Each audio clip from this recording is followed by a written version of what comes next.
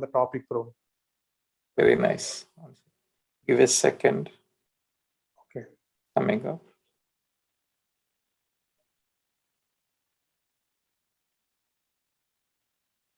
It started? Yeah, Prabhu. It started. I see a live.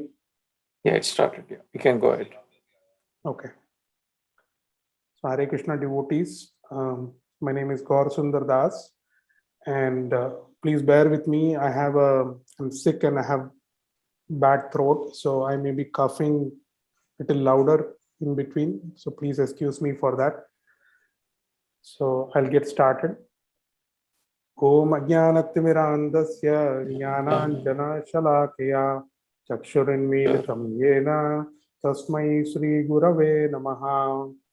Nama Om Vishnupadaya Krishna Preshtaya Bhutale Srimate Romapada Swamin Iti Namine. Nama Om Vishnupadaya Krishna Preshtaya Bhutale Srimate Bhakti Vedanta Swamin Iti Namine. Mukam karoti vachalam pangum lankayate girim Yatkripatamaham Vande Sri Gurun Dinatarinam Paramananda Madhavam Sri Chaitanyamishwaram Narayanam Namaskritya Naram Chaiva Narottamam Devim Saraswatim Vyasam Tato Jayamudiraye. Hare Krishna.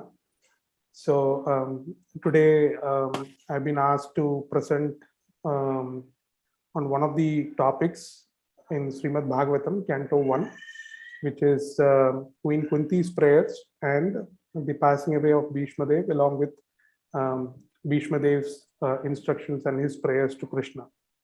So thank you very much for joining, and thank you for Prem Kishore Prabhu for coordinating not just this one, but for last 4 years. I was just looking at the recording.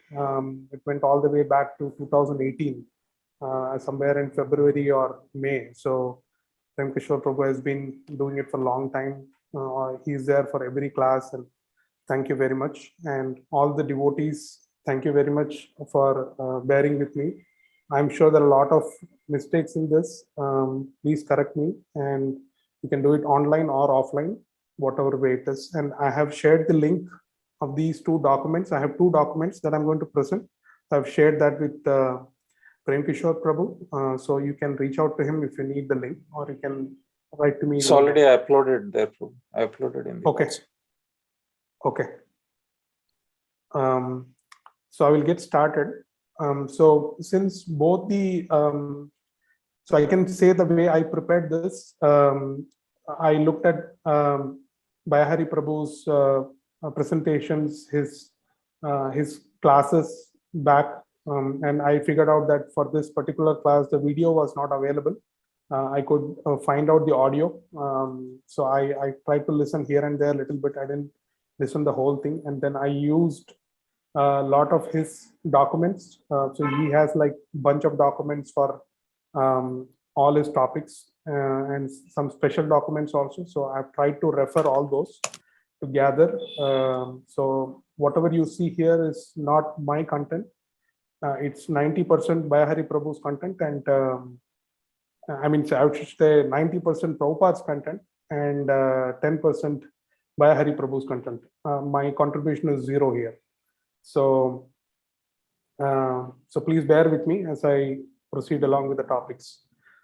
So both the topics today, Kunti's prayers and Bhishma Dev's prayers, since they are related to prayers, the way Bayahari Prabhu started was he shared this one prayer document. So I'll quickly go through.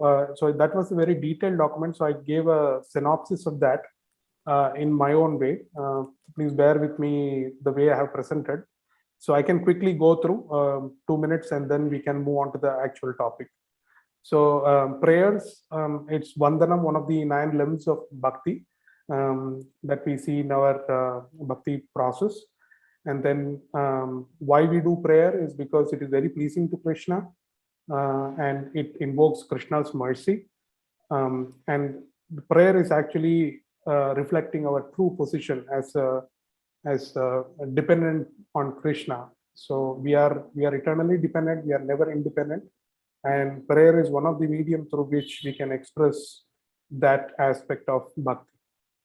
And in terms of Sharanagati, this is the essence. The prayer is the essence of Sharanagati. So if you see what is the outcome of Sharanagati, it is basically prayers, and it is full of gratitude and regret for one of one's past activities, and that led to having a human form of life, or even the ghastly lives before. So its essence is the essence of Sharanagati, prayer. And prayer helps us to love Krishna one step deeper.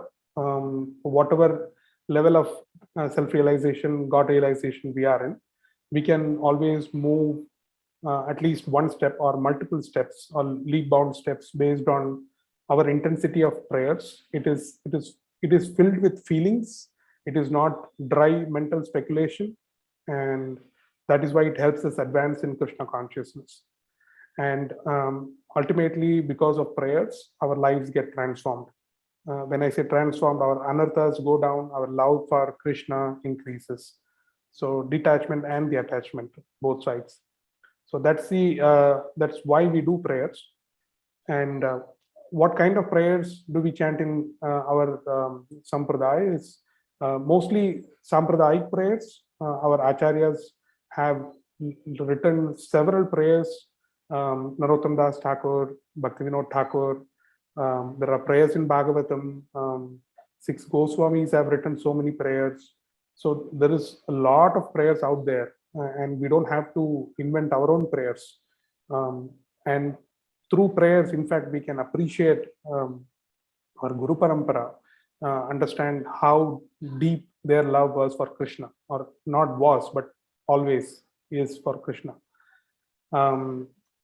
And sometimes if devotees ask, can we do prayers on our own? Yes, we can talk in our own words, but that should be in private. We should not be aggrandizing our prayers for self-respect and labha, puja and pratishta. So that kind of prayers, these are the kind of prayers that we should be chanting. And in terms of categories of prayers, there are prayers in mode of all the 3 modes, and there is pure goodness. And there are standard prayers and spontaneous prayers. We know a lot of devotees who have done spontaneous prayers. There are standard prayers, spontaneous prayers. I would say Dhruv Maharaj is an example. As soon as the mercy of the Lord comes, the prayers automatically flow. So that is an example for spontaneous prayers. And looking at what the prayer contains, these are the 4 elements that you see in the screen. So we have the glorification of the Lord. That is the prime aspect of the prayer. And it's not about just telling how bad we are and just lamenting on our part. The main idea is to glorify the Lord. And along with that, we out of humility, we accept our menial low position, that we are surrounded by Maya, and we have been entrapped in Maya for time immemorial, and that has been cause of our regret and the suffering that we are going through, the miseries that we are dealing with.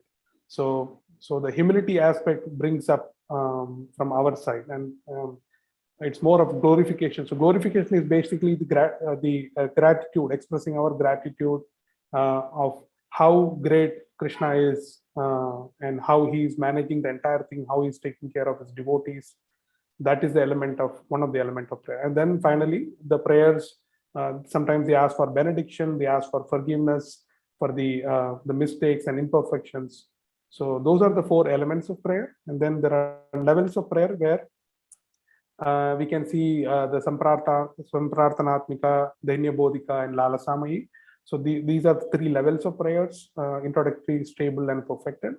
And then there are 10 types of prayers. I think it is Nectar of Devotion or some other book. I don't remember exactly, but there are 10 types of prayers that's been mentioned, and starts with Samprarthanatmika and Dainya Bodhika and all the way up to Akshepa Bodhika. So that is the overall idea of prayers. And to be honest, I'm not analyzed Kunti prayers and Bhishma Dev prayers based on this this aspect of glorification of prayers, but I've tried to capture whatever I can. So I'll move on to the actual topic. Hope all of you can see my screen.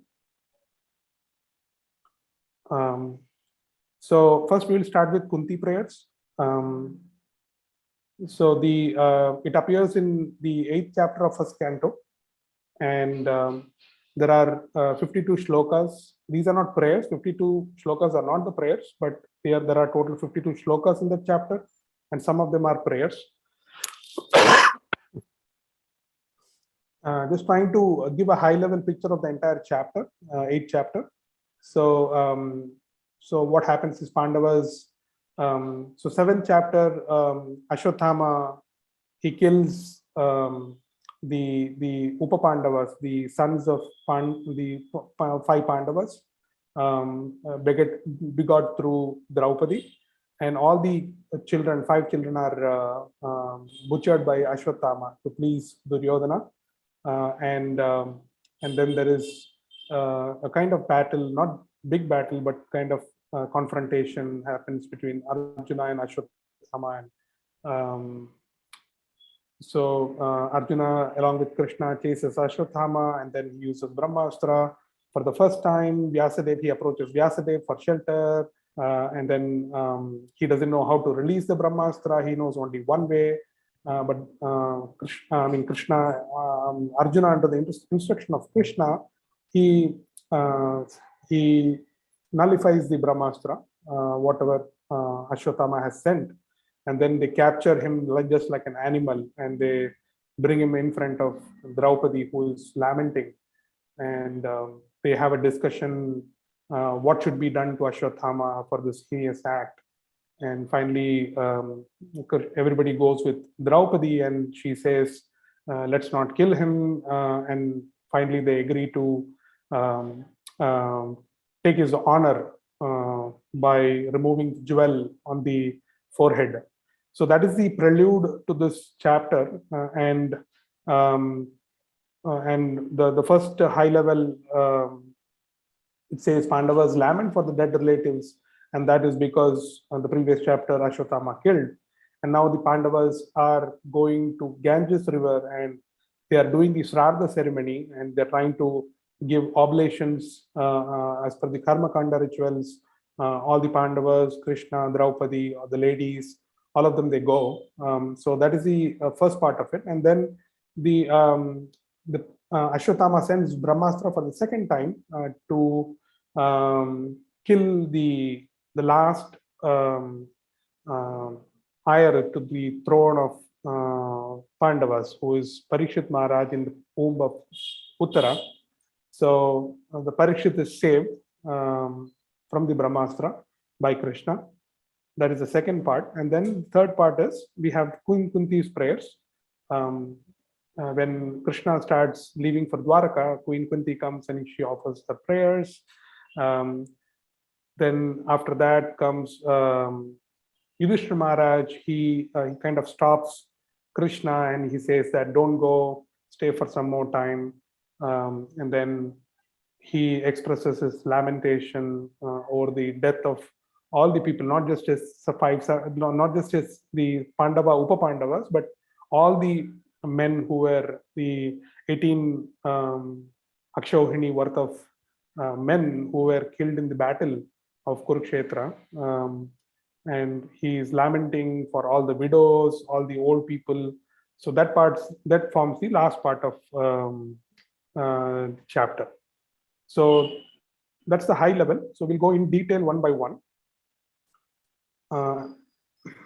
So like we said, Pandavas, first section shlokas 1 to 5, Pandavas, they lament for dead relatives. So they go together with the ladies headed by Kunti, Draupadi, Gandhari, Dhritarashtra, and Krishna, of course, and the sages. All of them, they go to Ganges, they offer oblations, Shraddha ceremony for the dead relatives as per the Karma Kanda ritual. So one may ask that why Pandavas are doing Karma Kanda ritual. So the answer may be given that since Krishna was there, they are trying to do all these as per the social,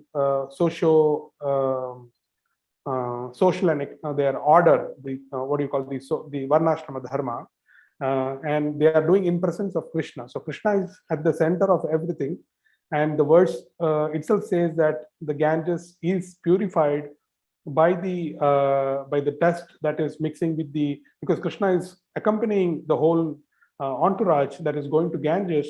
Naturally, his feet is touching the Ganges, and Ganges is already purified and is more purified because Krishna is touching it. And they're doing the start the ceremony by offering water one by one, the ladies followed by the men, and then the other members of the family. In the presence of Krishna, if we do a karma kanda ritual, if it is according to our Varnashrama Dharma, then there is no problem with that. The problem with the karma kanda comes when we do it separately or exclusively without Krishna. So when Krishna is not at the center, it becomes a problem. So doing Shraddha is quite okay, as long as we have the qualified Brahmanas and we have the Brahmanas to accept the offering as Vishnu Prasad and all that. So Pandavas, they perform the Shraddha ceremony for all the relatives, and they start returning to their palace one by one. So I have some insights, but I don't want to discuss because I don't know how much time will I have. I have time till 10:30 Eastern time. So I will cover all the topics. If you have time, I'll come back and share my insights. I'll quickly see what's on. Okay.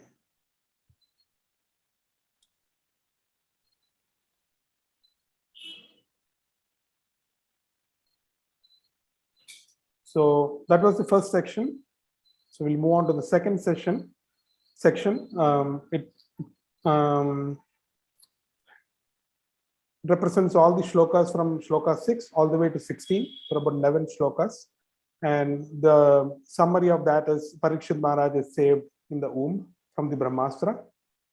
And the events leading to that is what I have listed out. So Yudhishthira Maharaj, he, after returning from the Shraddha ceremony, Krishna instructs him to do Ashwamedha Yajna, 3 Ashwamedha Yajna. So Prabhupada says that Ashwamedha Yajnas are not small; they are very expensive to do. So so we can imagine how much expense it would have been for Yudhishthira Maharaj to perform 3 Ashwamedha Yajnas, and what kind of wealth he has. Because generally after a war, we can see that the country is impoverished, the citizens are taxed heavily. But here we see that just after the war, as part of the atonement process, Krishna instructs Yudhishthira Maharaj to Ashwamedha Yajnas, not 1 but 3. And so where does the wealth come from for all these 3? One may ask. So the answer is Yudhishthira Maharaj, because he's always following religious principles, he's always by the side of Dharma, and on top of all that, he has Krishna on his side. He's a devotee of Krishna, and devotee of Krishna means Madhava, Madhava's devotee. So the wife of Madhava, who is Madhavi, she is the Lakshmi Devi, who is the beholder of all the opulences. She stays where Krishna is, and naturally where whoever devotee worships Krishna, automatically the wealth comes there. And there is no surprise how he had so much wealth for doing Ashwamedha Yajnas. And Yudhishthira Maharaj, the Prabhupada in the purport says that Indra performed 100 Ashwamedha sacrifices, and Yudhishthira Maharaj, in almost at the end of Dwapara Yuga, beginning of Kali Yuga, he did 3 Ashwamedha Yajnas. So it's not the way Indra is doing 100. Probably Indra's 100 is equivalent to doing 1 Ashwamedha Yajna in Kali Yuga. So it's not easy to do all these things unless we have the mercy of the Lord and the instruction personally from the Lord. So that is the purport of Yudhishthira Maharaj doing all these Ashwamedha Yajnas.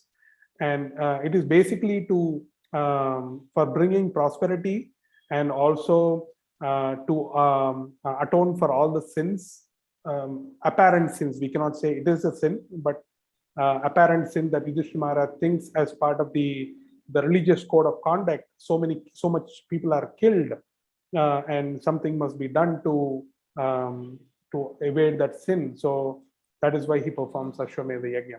And plus, he wants, Krishna wants his devotee, Yudhishthira Maharaj, to his glory and his fame to be spread all over the world.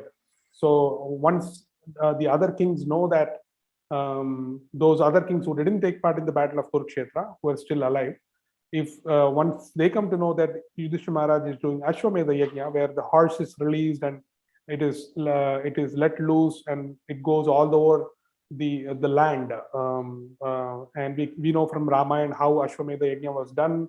Lavakusha captured the horse, so it is kind of establishing the supremacy of an emperor on other kings, small kings. So Krishna wanted Yudhishthira Maharaj to get the fame of the emperor of the world. So that's another hidden reason why Krishna wanted Yudhishthira Maharaj to do Ashwamedha Yajna, not just one but three. So that is the glory of Yudhishthira Maharaj.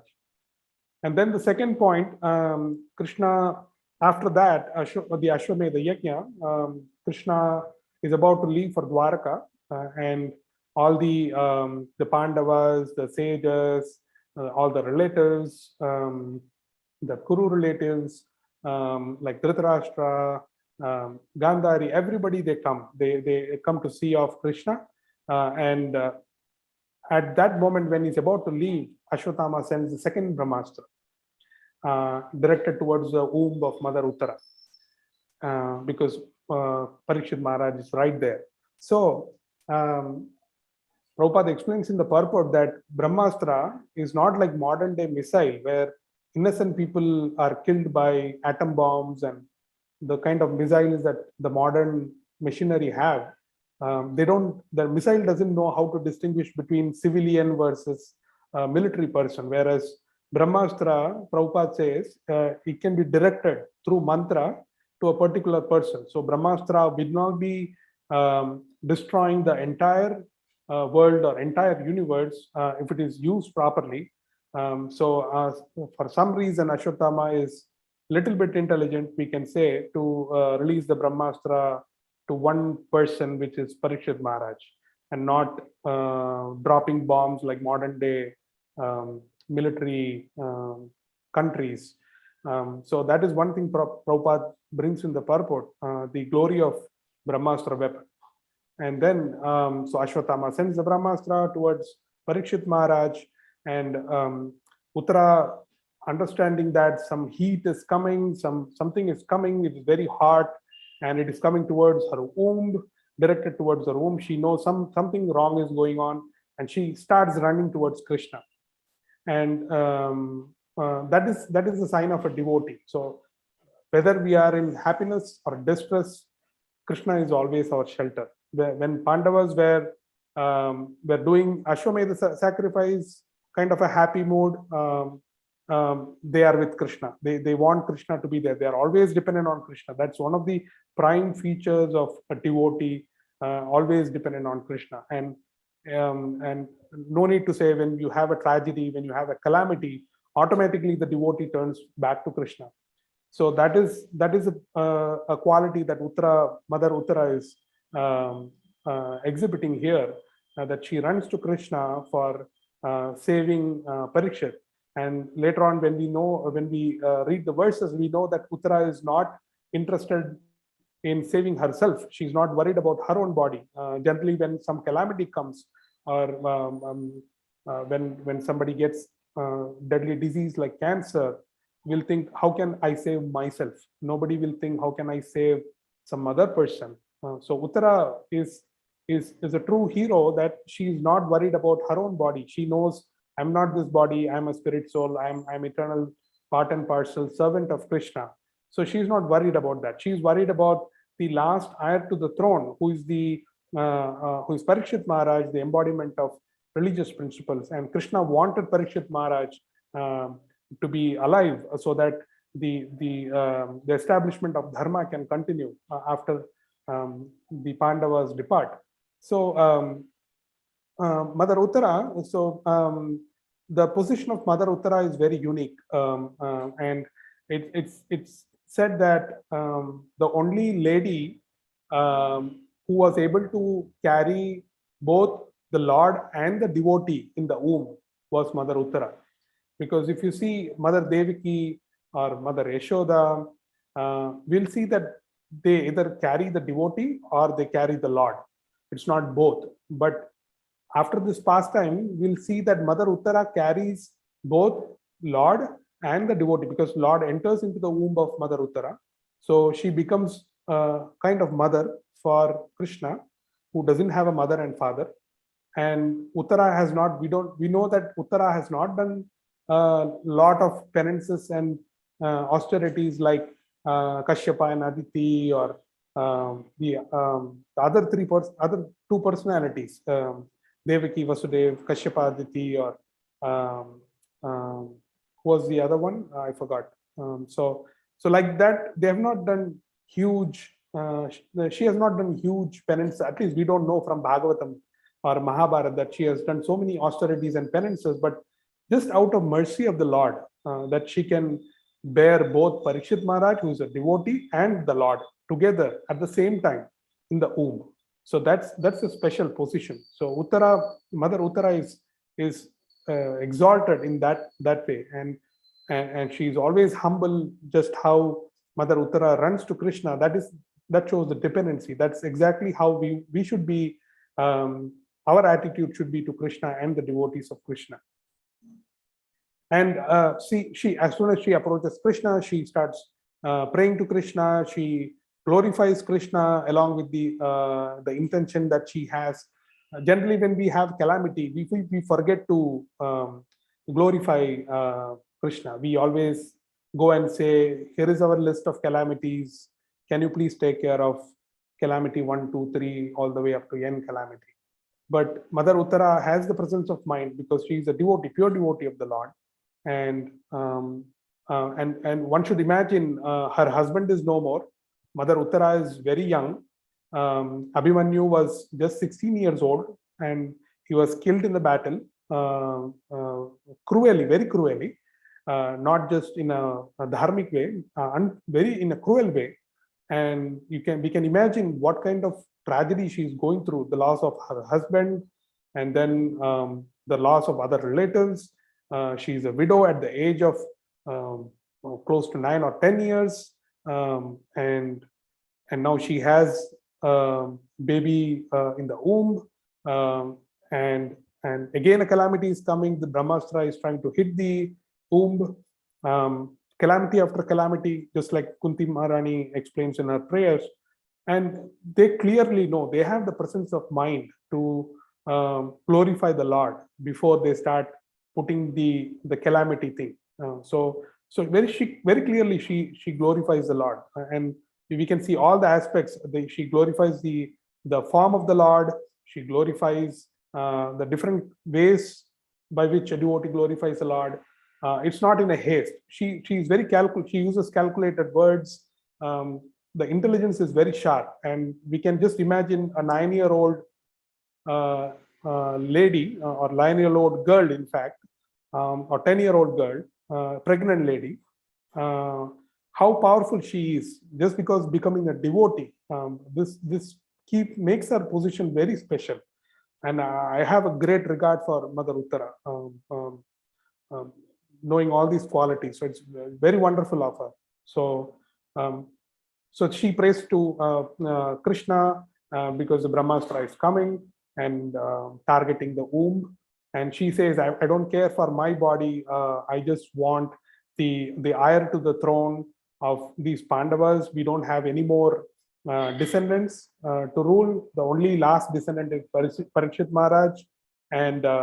And all the pregnancy time, we know that Mother Uttara was hearing to all the pastimes of the Lord, how Lord grew up in Vrindavan, how Lord spent time in Dwaraka.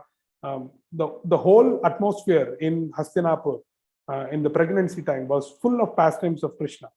And we know that how important it is to have a pregnant lady listen to pastimes of Krishna. And she is the topmost devotee, and she is the perfect, the pure devotee that we can think of in this very bad situation. So I don't want to hover around the Mother Uttara's. I mean, each topic, each of these lines is worth one class. But I don't want to go in detail because I want to finish this by 8:15 or 8:20, the Queen Kunti prayers. So I'll quickly move on. And then Mother Uttara prays, and then Krishna, Pandavas lift their weapon one by one, and then Krishna takes his Sudarshan Chakra, and he goes inside the womb of Mother Uttara, and Mother Uttara calls him a mystic because he is simultaneously present in front of Mother Uttara as well as he's inside the womb of Uttara, trying to protect Parikshit Maharaj, and using his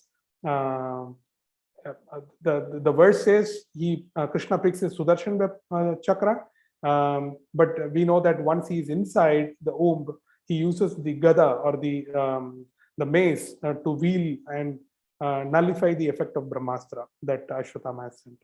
So we are not sure what the apparent how to reconcile the weapon, because outside it is Sudarshan Chakra, inside it is Gada, so we don't know. At least I haven't got into the details of it, but at least that's what the verse says. And then the Brahmastra is neutralized, and Parikshit Maharaj is saved, and the Mother Uttara feels that the child is safe. And then Queen Kunti comes running, and she understands the whole situation. She starts offering prayers, and that forms the next 16 shlokas, Queen Kunti's prayers. And then we'll move on to the last section, which is shlokas from 43 to 52. So Yudhishthira Maharaj's lamentation. So Krishna accepts Kunti Maharani's prayers just with a smile and a glance.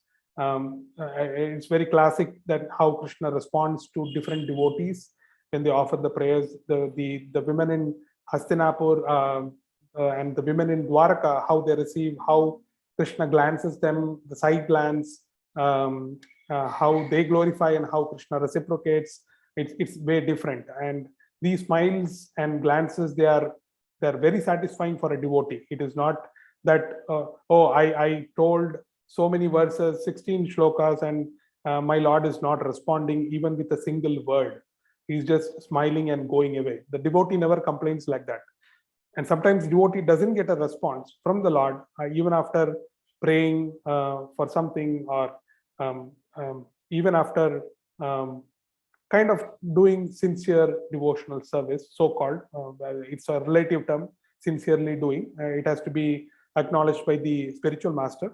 But devotee sometimes thinks that we are very sincere, why this is happening? I am trying to glorify the Lord. I am doing my sadhana properly, but Lord is not responding. And even if Lord responds, it's just a moment, or sometimes we don't even perceive that moment. But the devotees, the pure devotee is never bothered about all that. Whether Lord smiles, Lord doesn't respond. So classic verse comes, the Chaitanya Mahaprabhu's Yatha tata va vidadhatu lampato mat prananata susayevanapra. You always remain my Lord. Whether you trample me under your feet, or you talk to me nicely, you glorify me, or you take me to the positive side, you take me to the negative side, you are always my Lord. And that position is never shaken. So Kunti Maharani is mature enough to understand the smile of the Lord. And then Krishna takes permission from Kunti Maharani, and all the other ladies and elders assembled there, and he starts leaving for Dwaraka once again. And at that time, Yudhishthira Maharaj comes again, and he says, Krishna, why don't you stay back?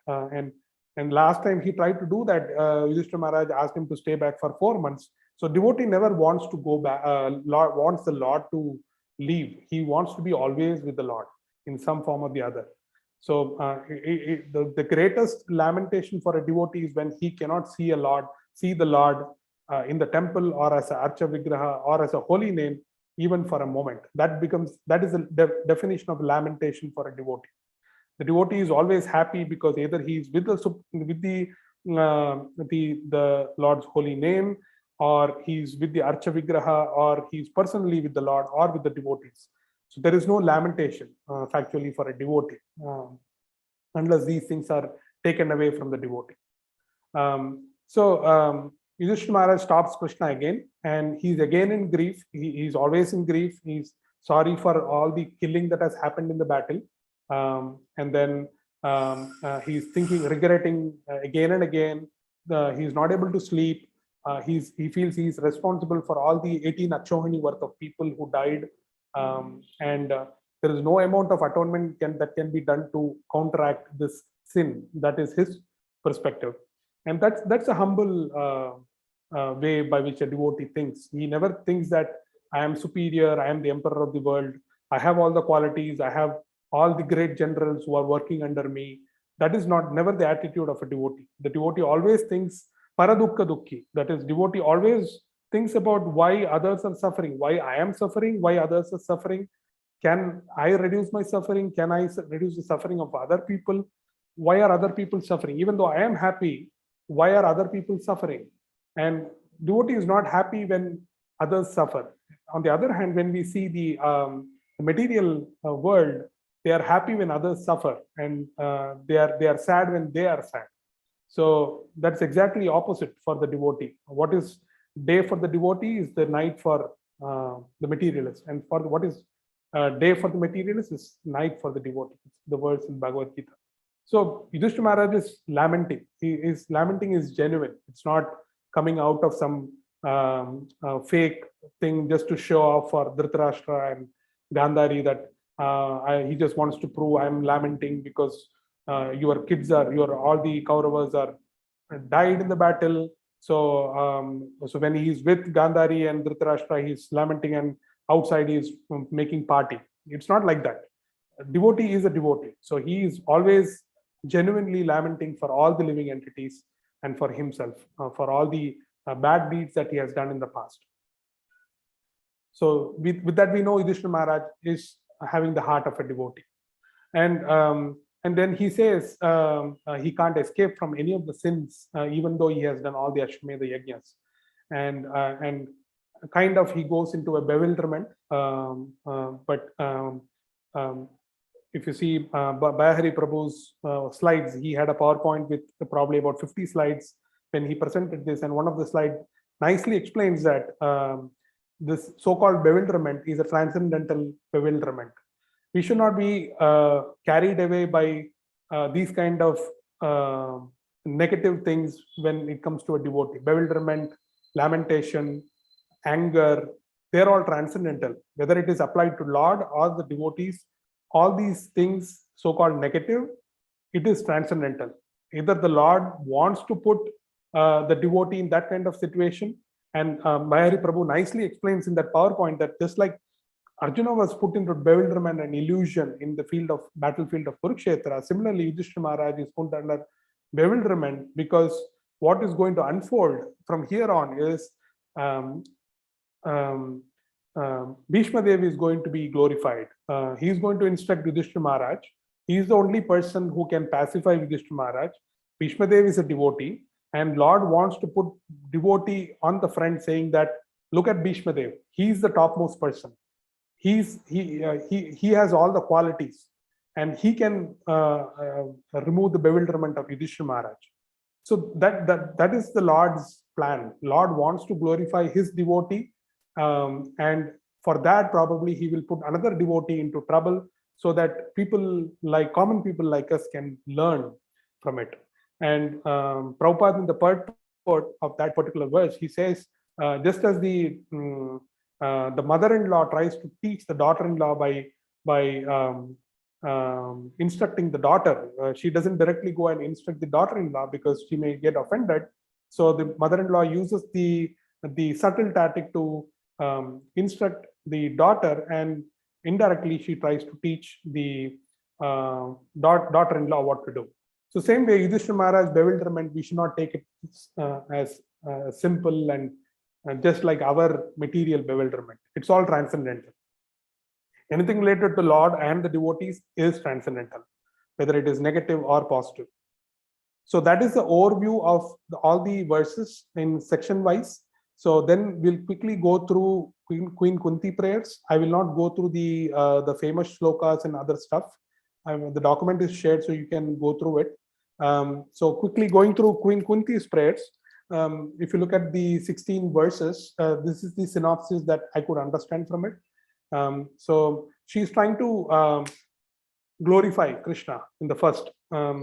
Namaste. Always a devotee starts the prayer with Namaste or Om Namo Bhagavate Vasudevaya. Om Namaha. Namaha means offering obeisances. A devotee will never start. Namaha means it's a big purport for Namaha. What I am not is you. So there itself you can say it's a crux of our duality, or the duality in the sense that dualism, not duality as material and spiritual, but I'm talking about dualism. There is a soul and a super soul. It is completely eradicating the concept of Mayavadi somewhere, trying to merge into Brahman. Namaha means there are two people, one is trying to offer obeisances to the other, and one is in a superior position. So Namaha, not me, that means somebody else. That itself is a big Siddhanta, you can say, that supports that this non-dualism kind of Siddhanta that is going on, that is not the true complete understanding. The word Namaha itself is enough to give the purport of that. So Namaste, her first prayer starts with Namaste Purusham Tvam Adyam. Purusham, I'm just giving synopsis, I'm not going to go through all the prayers.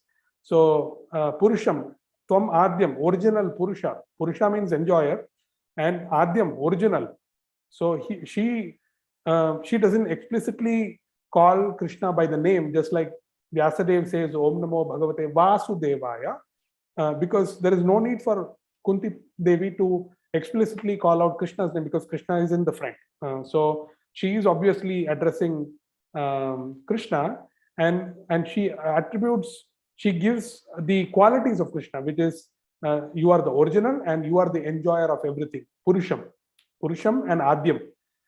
Prakrite Param, you are beyond the modes of material nature. Alaksham Sarva Bhutanam. Alaksham, you are beyond the senses. Sarva Bhutanam, you are beyond the perceptory senses of all the other living entities. Alaksham Sarva Bhutanam. Antar Bahir Avasthitam, you are both within and outside. You are within every atom, you are within the heart of every living entity, and you are outside. You are outside as the gigantic body of the universe. You are outside as Garbhodakasyaya Vishnu, all the three Purusha avatars, and you are outside as the spiritual world, the Dham, the Purushas in the spiritual world.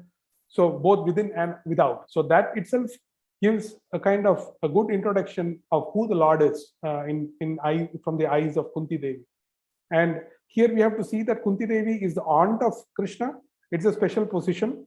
It's a relatively materialistically superior position than when it comes to Mother Uttara or others, because Queen Kunti is the aunt. She is the sister of Vasudeva, and then she becomes the aunt of Krishna. So she is very careful about how the prayers are formulated. That shows the intelligence of the women in Vedic age.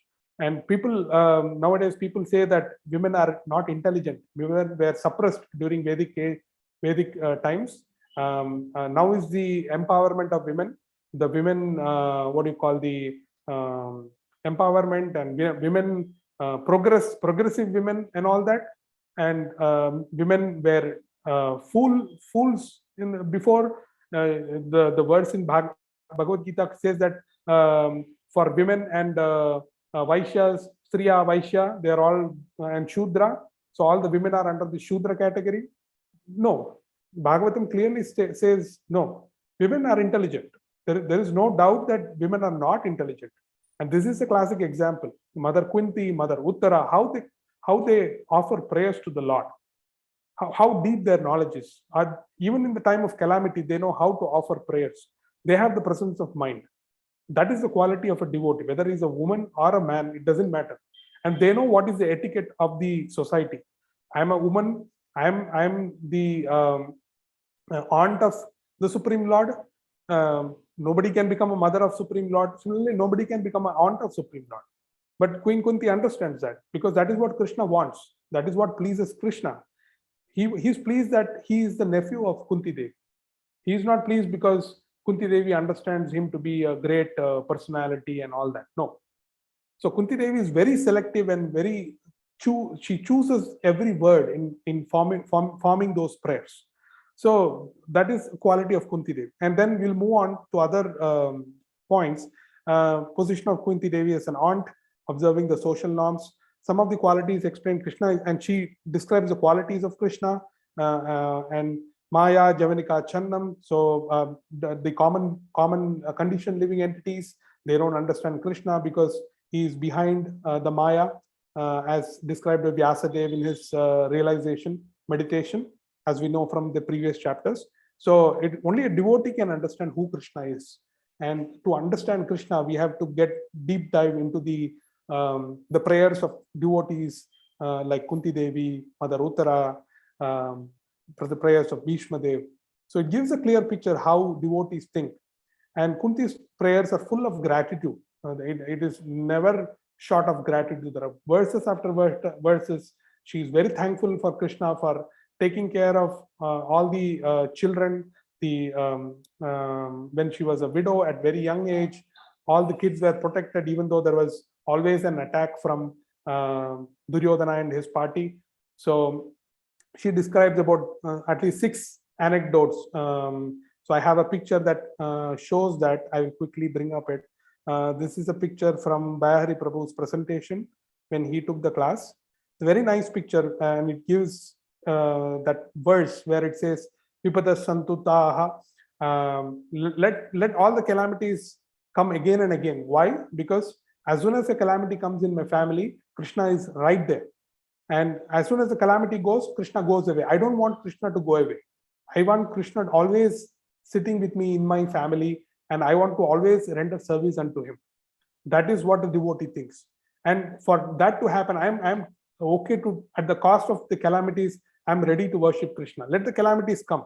It's a very high kind of a spiritual platform when a devotee thinks like that. I'm ready to accept all the calamities at the cost of having Krishna always at my side. Because for me, having Krishna on my side is much, much, much more important than facing those calamities. I'm not here to solve calamities. I'm here to offer rendering service to Krishna. And my objective is not to eradicate all the anarthas, write down in a sheet of paper all the anarthas that I have, start working on those anarthas, keeping Lord secondary. No, always the prime aspect is to glorify the Lord, to do our sadhana, and to kind of make a connection with the Lord. And with that, automatically, as a byproduct, the anarthas automatically go away. So calamities, maybe because of our past prarabdha karma and anarthas and all that. But that is, we are not trying to solve our problems. We have to solve the deep-rooted problem, which is our forgetfulness of Krishna. And once we start glorifying Krishna, once we start bringing Krishna into our lives through chanting, Shravanam, Kirtanam, all the 9 limbs, then it becomes easy to cross over all the anarthas. And one of the verses in Bhagavatam, it says, the material world appears as a small puddle of water that is at the hoof print of a calf. Prahlad Maharaj tells that verse. Goshpadam is the footprint of the calf. So all the material things, including the calamities, just appear as a small pool of what is underneath the calf's hoof. So it automatically shrinks. We are not here to solve materialistic problems. We are here to solve Krishna. We want to accept Krishna in our heart, in our soul, and we want to glorify him at all times. So this picture I wanted to share that Bayahari Prabhu nicely compiled. So here you can see embryo saved by the Paramatma, and then the Queen Kunti, it's in the exile time. The Durvasa Rishi comes and Krishna comes and saves them. And there are other instances where the cannibals, so the verse talks about cannibals, so man-eaters or demons. So we know the Bakasur pastime, where Bhima kills the Bakasur. And then we know the other pastime of Hidimba, who's the brother of Hidimbi, whom ultimately Bhima marries. So Hidimba is a man-eater, and they try to attack Pandavas during the exile, and Krishna saves them. So Kunti points out all that, and then obviously during the disrobing of Draupadi in the assembly, Krishna was there to help and protect. And the battle of Kurukshetra, where all the generals and all the maximum support was given to Duryodhana in terms of numbers, but Krishna was enough for the Pandavas to win the battle. One of the other names of Mahabharata, I just came to know by preparing this lecture. One of the other names of Mahabharata is Jaya, and one of the other names of Arjun is Jaya. So wherever there is Jaya as Krishna or as Arjun, the victory is always there. So so that is another calamity when the Pandavas were saved in the battle of Kurukshetra, the Lakshagraha pastime, where they were saved from the burning palace of wax. So it's a nice picture to remember the pastime that happened. Vipada Santu Tesham, that verse, famous verse.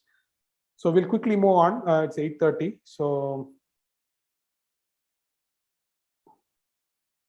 So she's outpouring all the emotions of an aunt, and she clearly understands the classic prayer when she says Nama Pankaja Nabhaya, Nama Pankaja Maline. So she attributes lotus as a glorification point for every limb of the Lord, and she's very careful to start glorifying the Nama Pankaja Nabhaya. She starts with the navel. She doesn't start with the lotus feet because she wants to respect the Krishna's pleasing. Krishna is pleased when she's Mother Krishna. I mean, Mother Kunti is treated as an aunt by Krishna. He doesn't want to feel superior in front of Mother Kunti. He wants to be subordinate in front of Mother Kunti. So understanding that emotion of Krishna, she says Nama Pankaja Nabhaya. She goes from the navel, she goes to the chest, and then she goes to the face, lotus face, and then finally she goes to the Nama Pankaja Maline, Nama Pankaja Netraya, Namaste Pankajangre. Angri is the lotus feet. That comes at the end. She doesn't start in the beginning, whereas normally a devotee starts offering prayers at the lotus feet. That is how our acharyas tell how we have to approach. But Queen Kunti, being an aunt of Krishna, she knows the emotions of Krishna, and she enjoys how Krishna thinks of her as an aunt. So to respect that, she formulates that prayer. So she has the presence of mind to do that. So I'm not going to go through the other parts of the prayer. And then there is a section I have put where Kunti Devi says, gives the reasons why Krishna appeared. And we know from the Bhagavad Gita, Paritrana sadhunam vinayashaya taduskritam. So there is every verse in her prayer that indicates the protection to devotees, the annihilation of the demon, and the re-establishment of religious principles. So there are verses in the prayers. So these are the indicative verses, where the verse where it says Krishna is similar to Malaya hills and he protects devotees. That is the Paritrana sadhuna. And to kill demons who are envious and tormenting devotees, that is the Vinashaya Dushkritam. And to rejuvenate the hearing and chant. These are one of the verses in the prayers of Kunti. I'll try to put the verse number here if possible. So so all the three aspects of appearance of the Lord is there in the Kunti Devi's prayers. And then we have a list of verses that are very famous, chanted by devotees at all times, not just right now, but for ages. These are the very famous shlokas out of the 16.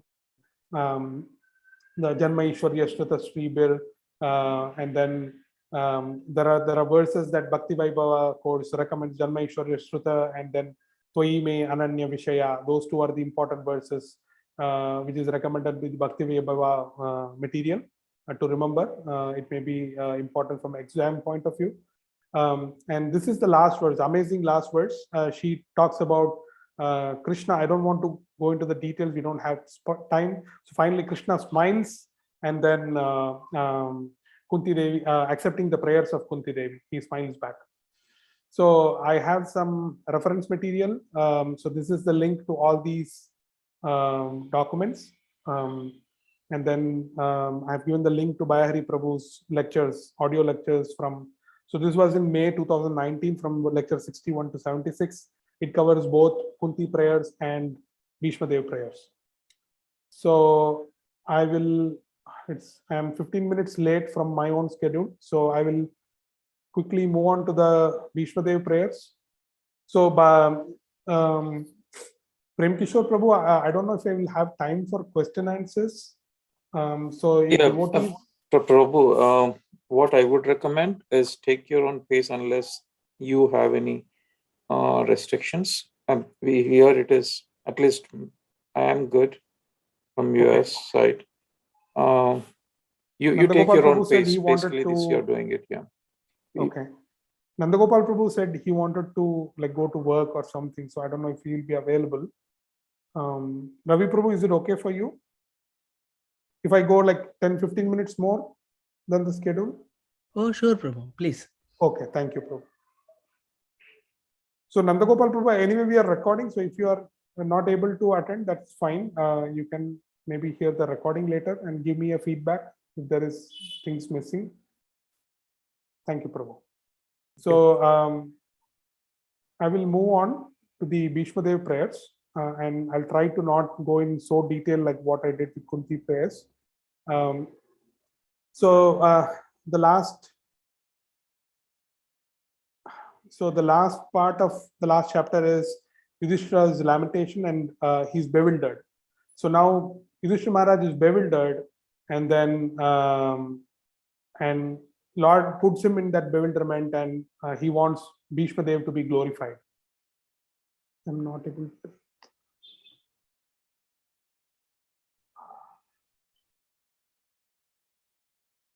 I'm not able to select the tab. That Zoom thing is coming.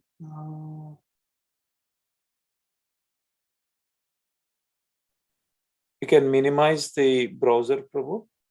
Minimize the browser. Yeah. No, it's in the same browser. Okay, now I got it. Okay. Yeah. So Bhishma Dev prayers, chapter 9 of Canto 1.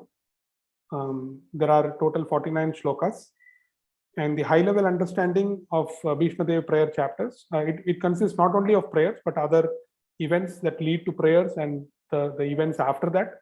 So the high level is, so like we saw the previous chapter, Yudhishthira Maharaj is bewildered, and therefore Krishna wants Bhishma Dev.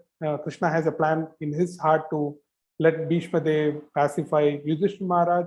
So Krishna tells Yudhishthira Maharaj and all the others, Pandavas and the sages, everybody, he takes everyone to go to the battlefield of Kurukshetra, where Bhishma Dev is lying in the bed of arrows.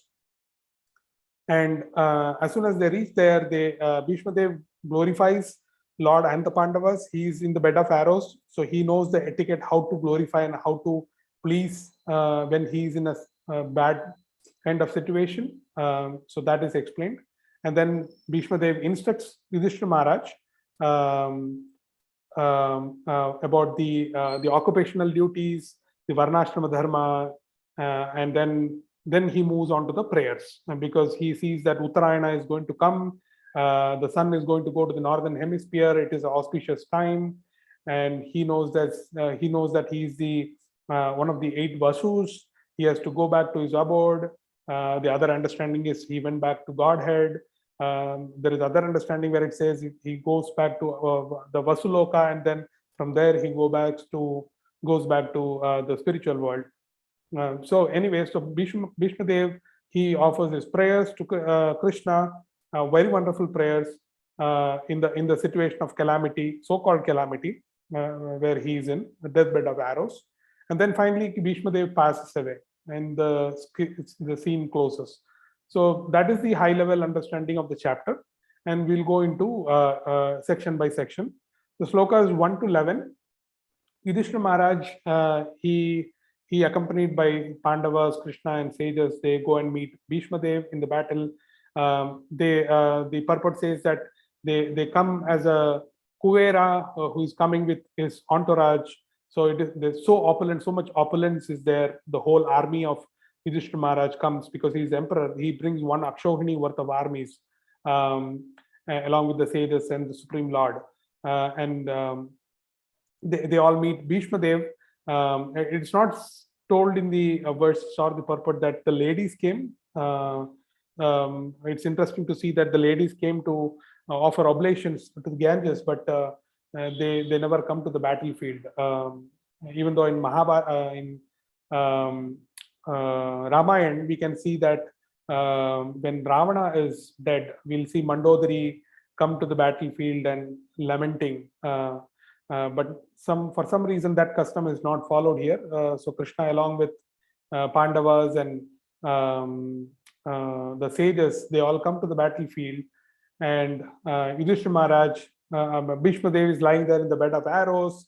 There are sages like Shukdev Goswami, Vyasadev, Dhaumya, who's the family priest of Pandavas, and then the assembly is set. Just like we have the assembly of Naimisharanya, there is Krishna Katha going to happen. Bhishma Dev is going to narrate the Krishna Katha, and everybody, including the Supreme Lord, is right there. And we will see that in Naimisharanya, the Lord is present, even though the Lord is present as a forest, he's all pervading. He's there, but he's not physically present there.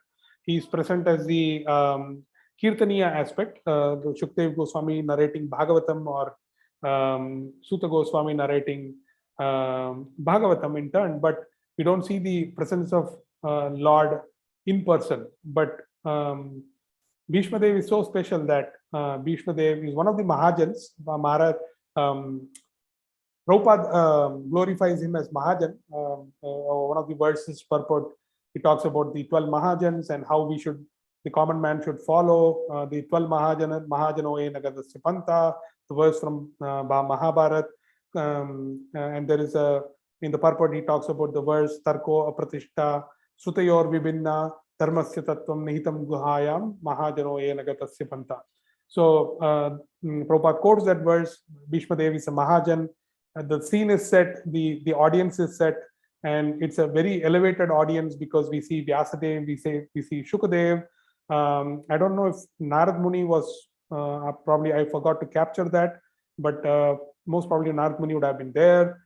Vyasadev, Shukadev, Dhaumya, and then all the demigods were there. And then, of course, Supreme Lord was there, the Pandavas, all the great personalities, they were there. The scene was set for Krishna Katha, and Bhishma Dev is now going to narrate it. And on the flip side, Bhishma Dev is going to be benefited from this big, great devotee association, because at the time of one leaves the body, it is recommended that they have the access to the devotee association. They have the access to the holy name. They have the access to the Supreme Lord. It's very, very rare to get all the combination together for a devotee when they are about to leave the body. And here we can see Bhishma Dev is very fortunate to have all the required elements or recipes required to leave the body at the perfect time, very auspicious time. He doesn't have to wait for Uttarayana or the sun moving to northern hemisphere auspiciousness to happen, because even though it would have happened in Dakshinayana, on the other part of the year, these great devotees are there. The holy name is there. There is Krishna Katha, and there is Supreme Lord. Everything was there. But somehow Lord wanted even to have all the planetary arrangements, even to have the perfect situation created for a devotee to leave his body. Because the unconditional love of the Lord to the devotee is so great, and he wants to glorify the Lord. He wants to glorify the devotee at all times. Look at tomorrow, everybody will glorify Bhishma Dev. Look at him. He was able to control his senses. He was able to forget all the pain that was created of bed of arrows, and he was able to instruct. He was able to instruct Yudhishthira Maharaj, who is religion personified, and apparently failed by Supreme Lord and Vyasadev and other devotees to pacify Yudhishthira Maharaj. Nobody was able to pacify Yudhishthira Maharaj. And he was the to-go hero. He's like, Bhishma Dev is the final person who can pacify, and he's the topmost hero of all this. That is how Lord projects a pure devotee. Lord doesn't want to take credit for everything. One may say that Lord spoke Bhagavad Gita, but he doesn't speak in a very big audience. He just speaks to one person, Arjuna. He speaks to one person, Uddhava. If you see his audience, it's always a singular audience. He doesn't take credit. He doesn't want to take credit in a big audience, saying that, see, I'm the Supreme Lord. I want to take the credit of giving instructions in this big arena. And so many people, 88,000 people were there. No, Krishna doesn't want to take credit. He gives all credit to his devotees because he's a Bhakta Vatsala. He wants to give unconditional love. He's totally sold out by the unconditional nature of the devotee, and he wants to give as much as possible, even though the devotee doesn't ask for anything. But still, the Lord wants to give everything. He wants to make all the situation most perfect for his leaving of his body or her leaving of the body. So that is the glory of a devotee. So the whole assembly is set, and then Bhishma Dev, even though he's in such a painful situation, if you see externally, he's in bed of arrows. When we go to hospital, sometimes we see people, our relatives or friends, some non-devotees. We'll see. I mean, including, at least I can say for myself, I'm not a great devotee. If I am being poked by this syringe and that syringe and all that in my body in the hospital, I'm going to be dying. At least having 10 syringes on my body is going to give me a lot of pain. It's not a fun to have syringes in my body. And forget about syringes. These are arrows from the quiver of Arjuna. And we know what kind of arrows are those. They are high quality arrows.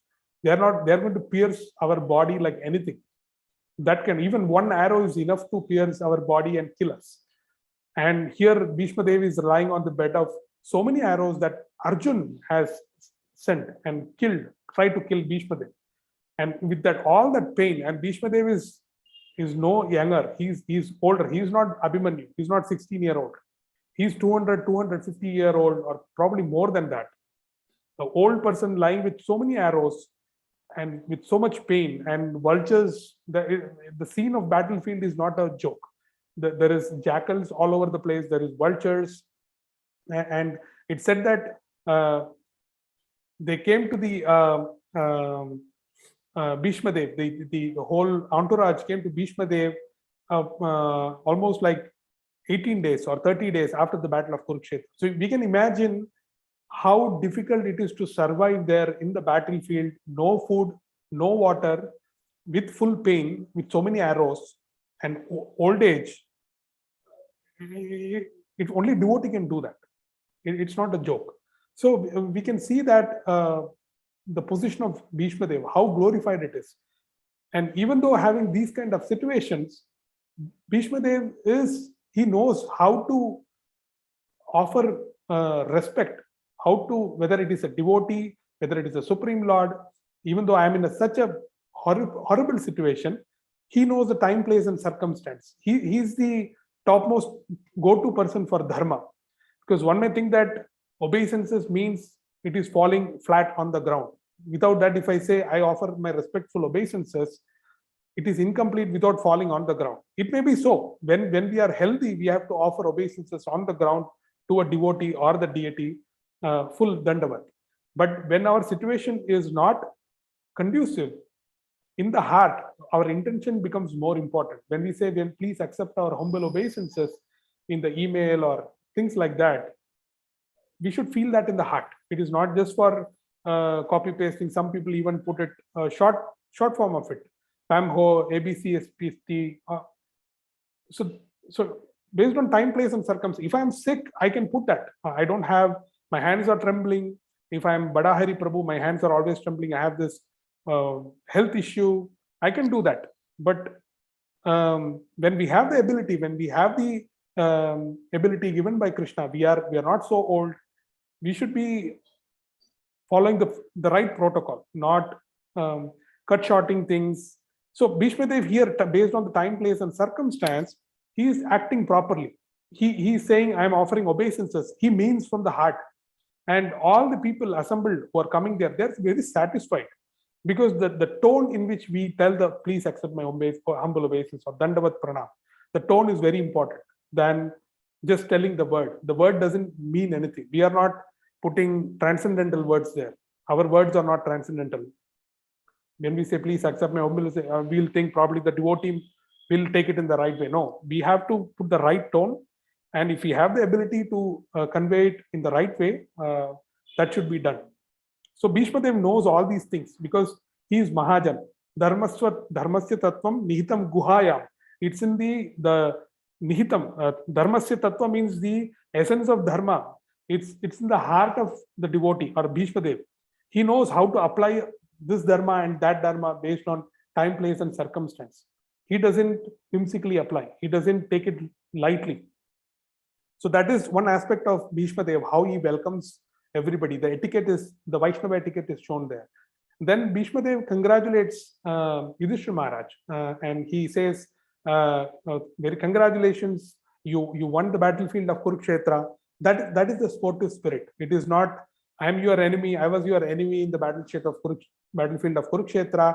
You defeated all my men.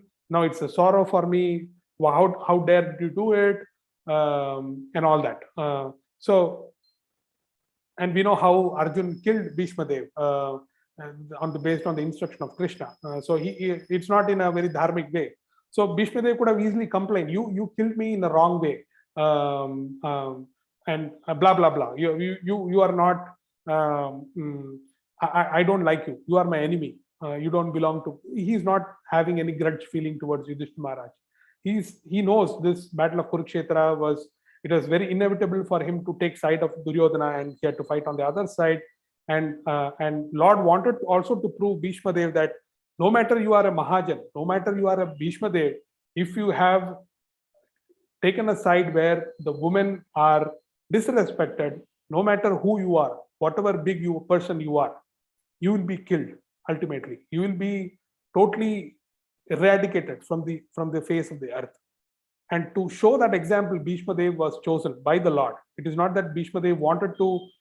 Sometimes the devotees say that he was taking the salary of Duryodhana, and that is why he wanted to pay debt of Duryodhana. No, those are apparent superficial reasons. That is not the actual reason why Bhishma Dev is trying to take the side of Duryodhana, because Bhishma Dev knows the heart of Krishna.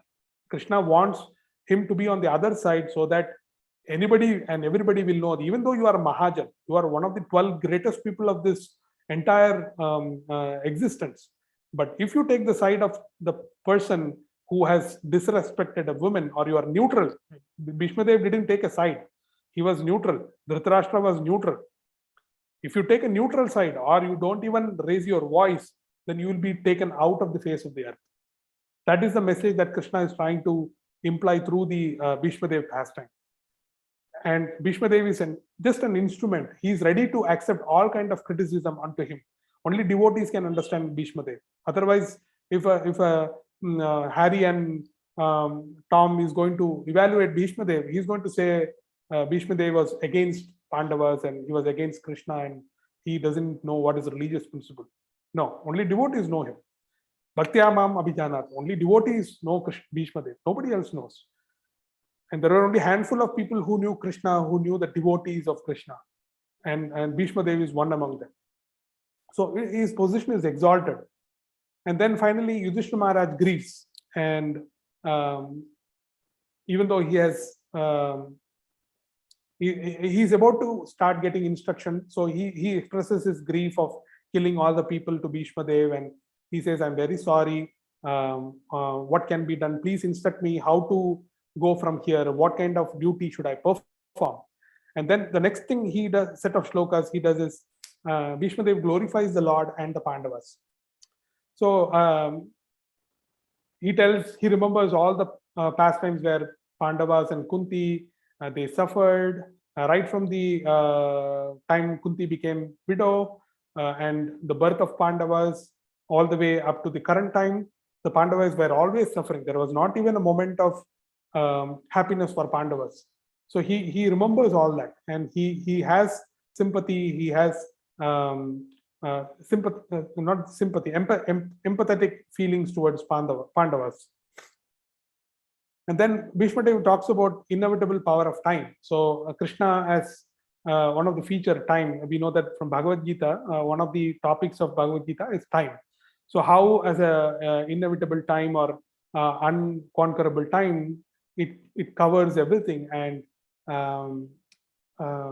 the time takes away everything. Even though one may have all the opulences, all the relatives, friendly people, friends, and wealth and everything, fame and all that, eventually time will take it away. We know that Alexander, we all know he was called Alexander the Great, but now there is no trace of it.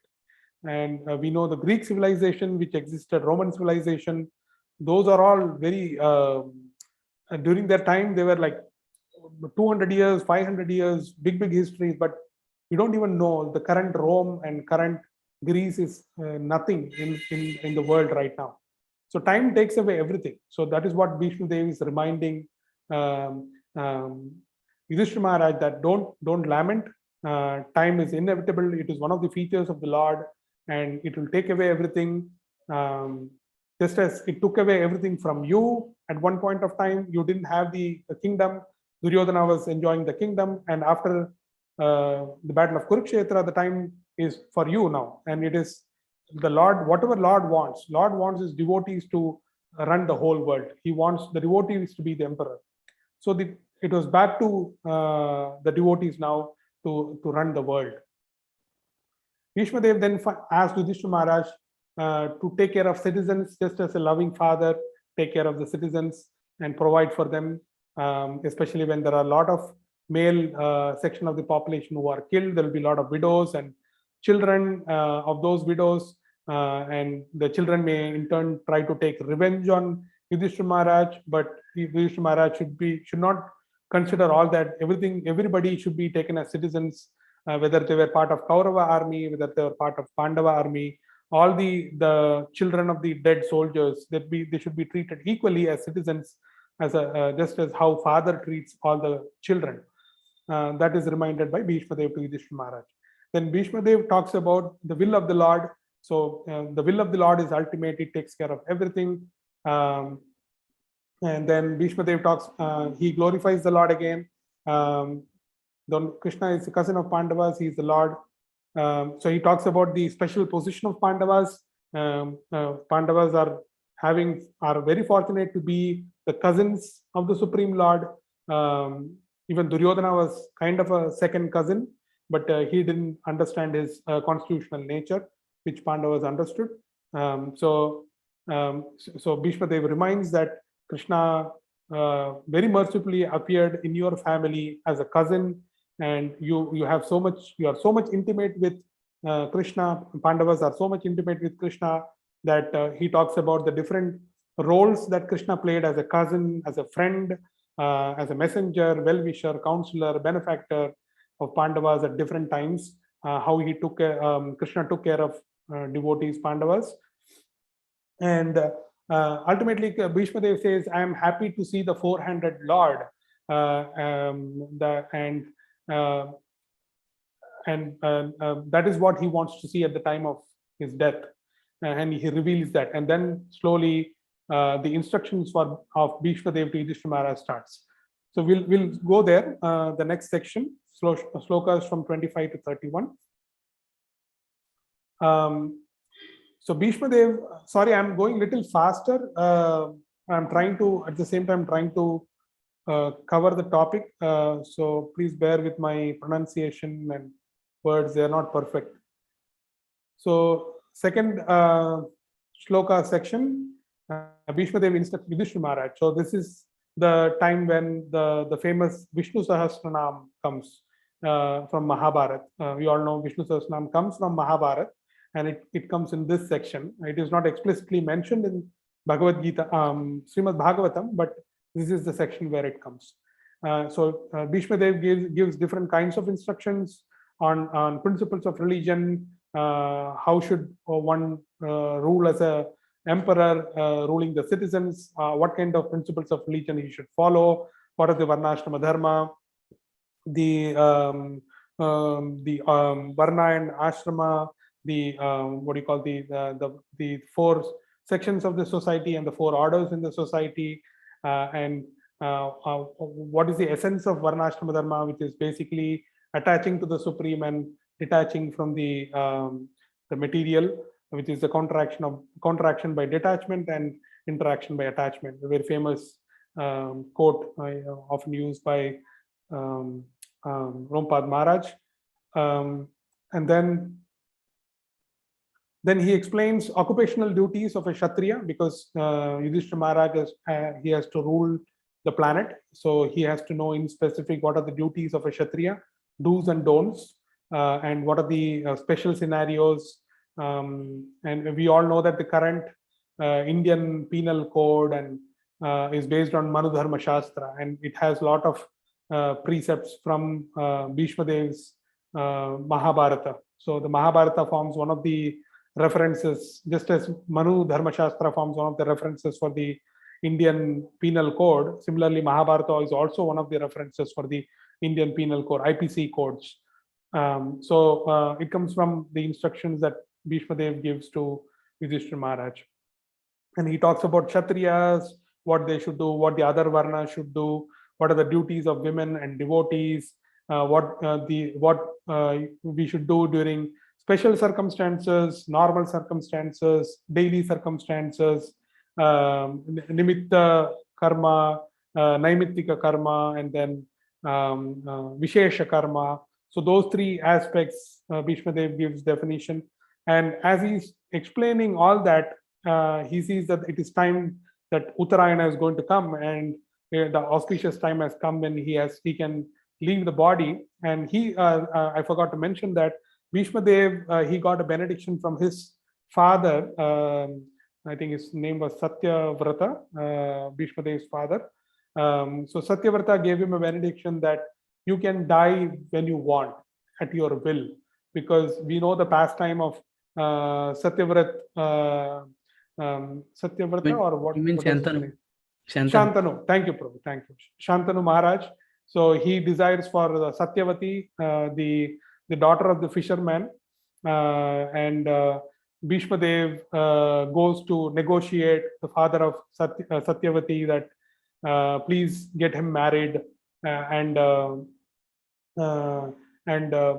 the father of the Nishada, the father of Satyavati, he puts conditions that what is the guarantee that tomorrow you will not become the emperor. So he gives a lot of promises to that Shantanu, to the father of Satyavati, and then he brings Satyavati back to the palace, and he gets married to Shantanu. And then looking at that, Shantanu gives him a benediction saying that you can die whenever you want, at your will. So that is the benediction that he utilizes at this point, where he waits till Uttarayana Punya Kala to come, and then he's explaining the occupational duties at that time, and he sees the Uttarayana Kala has come, and he stops speaking on the occupational duties, because until now, whatever he spoke, it was in the realm of the four Purusharthas, Dharma, Artha, Kama, and Moksha. And these are material. Dharma, Artha, and Kama, Moksha. It's not the highest. Even Ramananda Rai said, when he said these four, Chaitanya Mahaprabhu said, no, go beyond that. And he says, what is the fifth Purushartha? Fifth Purushartha is the devotional service to the Lord. That is the Parama Purushartha. So Panchama Purushartha or the Parama Purushartha is nothing but the devotional service to the Lord. So the reason why I said here is because Bhishma Dev remembers that there's no point explaining the occupational duties and Purushartha, four Purushartha topics now, because now it's time for me to leave, and I should concentrate my mind, my soul, my body, mind, and soul into the Supreme Lord, because that is the ultimate goal of human form of life. It is not speaking on politics. It is not speaking on Brahminical duties. It is not speaking on how we can promote goodness in society. That is not the ultimate Purushartha. The Parama Purushartha, or the ultimate Purushartha is to remember and glorify the Supreme Personality of Godhead, Krishna. So, knowing that, he stops speaking the Purusharthas, the four varnas and occupational duties, and he starts explaining, he starts telling the prayers. That's when the prayers start, Bhishma Dev prayers. And he is very happy to see Lord Krishna personally standing before him with the in the association of devotees, and the special position that many, even the yogis, don't get. Bhishma Dev is getting it very easily. The yogis spend thousands of years meditating just to get a glimpse of, that Narad Muni, when he tries to meditate in his heart, how much difficult it is to get that glimpse of the Supreme Lord. We know Dhruva Maharaj, how difficult it was for him to get a glimpse of Supreme Lord in the heart. It is not easy to get a glimpse. And here we have Bhishma Dev and Lord Krishna standing face to face. And right at the time of death, we know that Narad Muni didn't see Lord at the time of death. We know that Dhruva Maharaj didn't see, they would have gone to Vaikuntha and all that, but at the last moment, Bhishma Dev was the fortunate soul who could see the Lord face to face, right in the front. And Krishna as the personality of Godhead, not the Narayana, not the avatar of Krishna, not the Shakti-Avesh avatar of Krishna, but Lord himself is standing in front of him. It's the most fortunate situation where nobody got it. That is the power of Kali Yuga, that he was almost at the end of Dwapara and starting of Kali. That's the power of Kali Yuga we have. We can bring Lord right in front of us. It is not Satya Yuga where we have to be Dhruva Maharaj meditating for long time to get a glimpse of the Lord. We don't have to meditate like Narad Muni for long time just to get a glimpse. And then Lord vanished and he was hankering for the Lord. It is Kali Yuga. It's very easy to, Lord is very accessible in the form of holy name. Lord is very accessible in the form of devotees. Lord is accessible in the form of scriptures. Lord is accessible in the form of Archa Vigraha. So these facilities are given to us. And any of these points the four things that I mentioned are non-different from each other. Seeing the Lord face to face is nothing different from hearing the holy name or chanting the holy name or looking at a devotee or hearing from a devotee. There's no different. It's non-different. Bheda, abheda. There is no non-different. It's not completely non-different. So Bhishma Dev knows that Lord is standing right in front of him face to face. What else we can get in our lifetime? That is the best moment we can have. And Lord has, in fact, arranged this. Usually Lord appeared before Dhruva Maharaj as a single person, or maybe along with Garuda, or Lord appeared before Narad Muni as a Paramatma super soul. There is no entourage of Lord there. But here we see that the complete entourage with all the devotees of the Lord, the entire entourage, there's so much auspiciousness. We know that when Prabhupada was traveling from India to America, all the devotees, all the Guru Parampara appeared in the dream. And there was a complete entourage of Chaitanya Mahaprabhu, Bhakti Vinod Thakur, Bhakti Siddhanta, the whole Guru Parampara along with the Supreme Lord was right there. So the advantage of Kali Yuga is great because we can bring not just the Supreme Lord, but also the entire entourage of the Supreme Lord, because entourage of the Supreme Lord adds to auspiciousness. Lord itself is enough to be completely auspicious, but when the Lord comes with his complete entourage, then the auspiciousness is magnified. And we cannot imagine what is the kind of auspiciousness. Even though we would have performed so much bad things in our past life or the current life, or we are still doing it, but somehow we can bring Lord on the front along with all the devotees, then our mission of life is successful. So that is what Bhishma Dev is trying to show here. He is the best example. If we lead a life like him, then Lord is going to be present in front of us with the complete entourage, not just by himself or not just by his holy name. Everything is going to be accessible for us. So the Lord is trying to teach us that this is how a devotee should leave his body. And finally, the next section comes where Bhishma Dev offers prayers, wonderful prayers. It's just 11 shlokas. I am trying to study by myself, but I have not been able to memorize them at least Queen Kunti prayer, some of the verses are familiar, but Bhishma Dev verses, I'm not familiar with all the verses for my own lack of intelligence and lack of listening properly and all that. But both those are wonderful prayers. Any prayer is wonderful, and these prayers, Kunti prayers and Bhishma Dev prayers, they appear right in the first canto, within the 10 chapters, and we get to see how the devotees are praying. Right in the beginning itself. It's not like the prayers are reserved. It's a very esoteric topic, and it's reserved after the 12th canto. Let's start discussing some prayers. No, it is right accessible for even the common man in the beginning itself. We don't have to read all the chapters after even Bhishma Dev prayers or Kunti prayers, or we can, if somebody can thoroughly read the first 10 chapters, which is including the Bhishma Dev and Kunti prayers, they can perfect their lives. They don't have to even go all the way to second canto or end of two cantos of the lotus feet of the Lord. We don't even have to go all the way there. Everything is very easily accessible. Just pick those prayers and we can incorporate, we can repeat those prayers in our life, and we can attain perfection. And these prayers are so potent that we can see the transformation within us. The anarthas slowly subside. We don't have to make an extraneous effort to remove the anarthas. The repeated recitation of these prayers brings auspiciousness. It will give us the sharp intelligence to deal with situations, bad situations, difficult situations, health situations, whatever, mental situations. So very powerful. These create, they address the finer brain tissues. Like Prabhupada said, the milk addresses the finer tissues of the brain. These prayers are enough. If you don't have money to buy the milk, we can rely on these prayers. They are milk-like. They are white and pure, and they can elevate us to a even higher platform where we can experience transcendence. So wonderful prayers by Bhishma Dev, and then it's time, the last section where the Bhishma Dev leaves his body, and then the entire assembly there, they glorify Bhishma Dev by shedding flowers. There are demigods present, sages present, men present.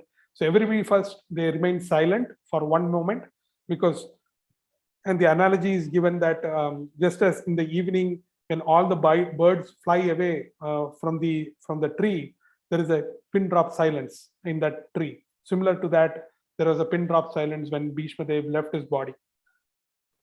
And all the assembled people, they didn't speak anything. And after that, there was in the sky, there were kettle drums and the Vidyadharas and Charanas and all those heavenly people. They started glorifying Bhishma Dev. The sages who were there, they started glorifying demigods, Pandavas, everybody glorified. And then the final rituals were performed for Bhishma Dev by the Pandavas. And then Yudhishthira Maharaj was still grieving there, because now he lost Bhishma Dev as a grandfather. He was the protector for them right from their childhood, because always Duryodhana was kind of tormenting them. And Bhishma Dev and what was the brothers? Vidura and Bhishma Dev. And these were the personalities who were protecting Pandavas. And at the loss of these great personalities, there is naturally a lamentation that comes. It's a transcendental lamentation. We all know how Bhaktisiddhanta lamented when his Guru Maharaj, Gaur Kishore Das, and Bhaktivinoda Thakur left this world, disappeared in 2 years' time. The first year, Bhaktivinoda Thakur disappeared, and the next year, Gaur Kishore Das Maharaj disappeared. So Bhaktivinoda Thakur Bhaktisiddhanta was heavily in the lamentation. That's not a material lamentation. It's all these lamentation is so potent that it can elevate us to the highest level of spiritual understanding. And similarly, Prabhupada was lamenting whenever there was Bhaktisiddhanta's disappearance day performed. He was kind of crying. And as a materialist, if you see that crying, you may think, oh, he's a founder of such a big organization. He's crying in front of everybody. What kind of attitude is this? No, that's a transcendental lamentation. It shows the feelings that he has. Generally, we cry when our parents die, when our kids die, or our relatives die. That is where we cry, and that is material. And generally, people accept that kind of crying. They say that it's natural to cry when your parents are dying. It's natural to cry when your kids die. It's natural to cry your friends and relatives died. It's not natural to die when your spiritual master or he's just another teacher. I mean, whether you are a Shiksha Guru, you are a school teacher, college teacher, professor, what it matters. After I come out of college, you are no person to me. Whether you taught me material things, you taught me spiritual things, I don't even care of my Shiksha Guru. Once I got my Bhakti Shastri, Bhakti Vaibhava certificate, I'll forget by Hari Prabhu, or I forget Guru Maharaj, I forget other Shiksha Gurus. Thank you very much. I downloaded my certificate, and here is I can frame it in my behind the scenes in my Zoom calls. So it shows what all certificate I have. I have all the Bhakti Sarvabhauma and everything, but I don't have any regard for the person who taught me all that, and there is no gratitude till the end. That is how a conditioned soul goes through, not a elevated soul or a pure devotee. He always is having tons of gratitude for his Shiksha Gurus and all that. So Yudhishthira Maharaj is in that platform. He's feeling for Bhishma Dev. He's feeling, who is going to instruct me now? If there is a situation in the country that I have to deal with, who is going to instruct me? How can I remember all these instructions that he has given? I don't have the memory or the strength. Who will protect me? And that is why you'll see there's lamentation after lamentation. When Vidura leaves, when Vidura leaves the planet, when Krishna disappears from the planet, there is lamentation and lamentation. Pandavas lament like anything. It's we know that the first chapter of Bhagavad Gita is called Arjuna Vishada Yoga, and whole Bhagavatam, I would say the first canto is Pandava Vishada Yoga. The whole Bhagavatam, it's a whole lamentation only. There's no fun moment. There is somebody killed, Ashwatthama killed somebody. There is a Brahmastra weapon. It's all negative.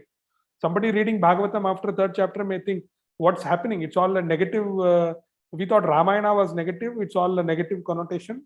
Ramayana is full of crying, and Sita is carried away, and everybody at least we came to Mahabharata thinking we'll get some happiness here. Here also we are feeling all negative. Right in the front of Bhagavatam, everything is crying. And until Shukadev Goswami starts talking in the second canto, there is practically no happy moment per se, materialistically happy moment. It's all crying, wailing, not happy, and these are not ordinary. This is transcendental. Everything is transcendental. If a materialist person reads this, he will just close the book and go away. I don't want to deal. Already I have so much lamentation in my own family and my own life and my own personal things. Why do I read a book? That is why Vyasadeva said, Dharma Projita Koita Vaktra Parama. Close the book and go away. You don't want to read, you can close the book and go away. This literature is not meant for you.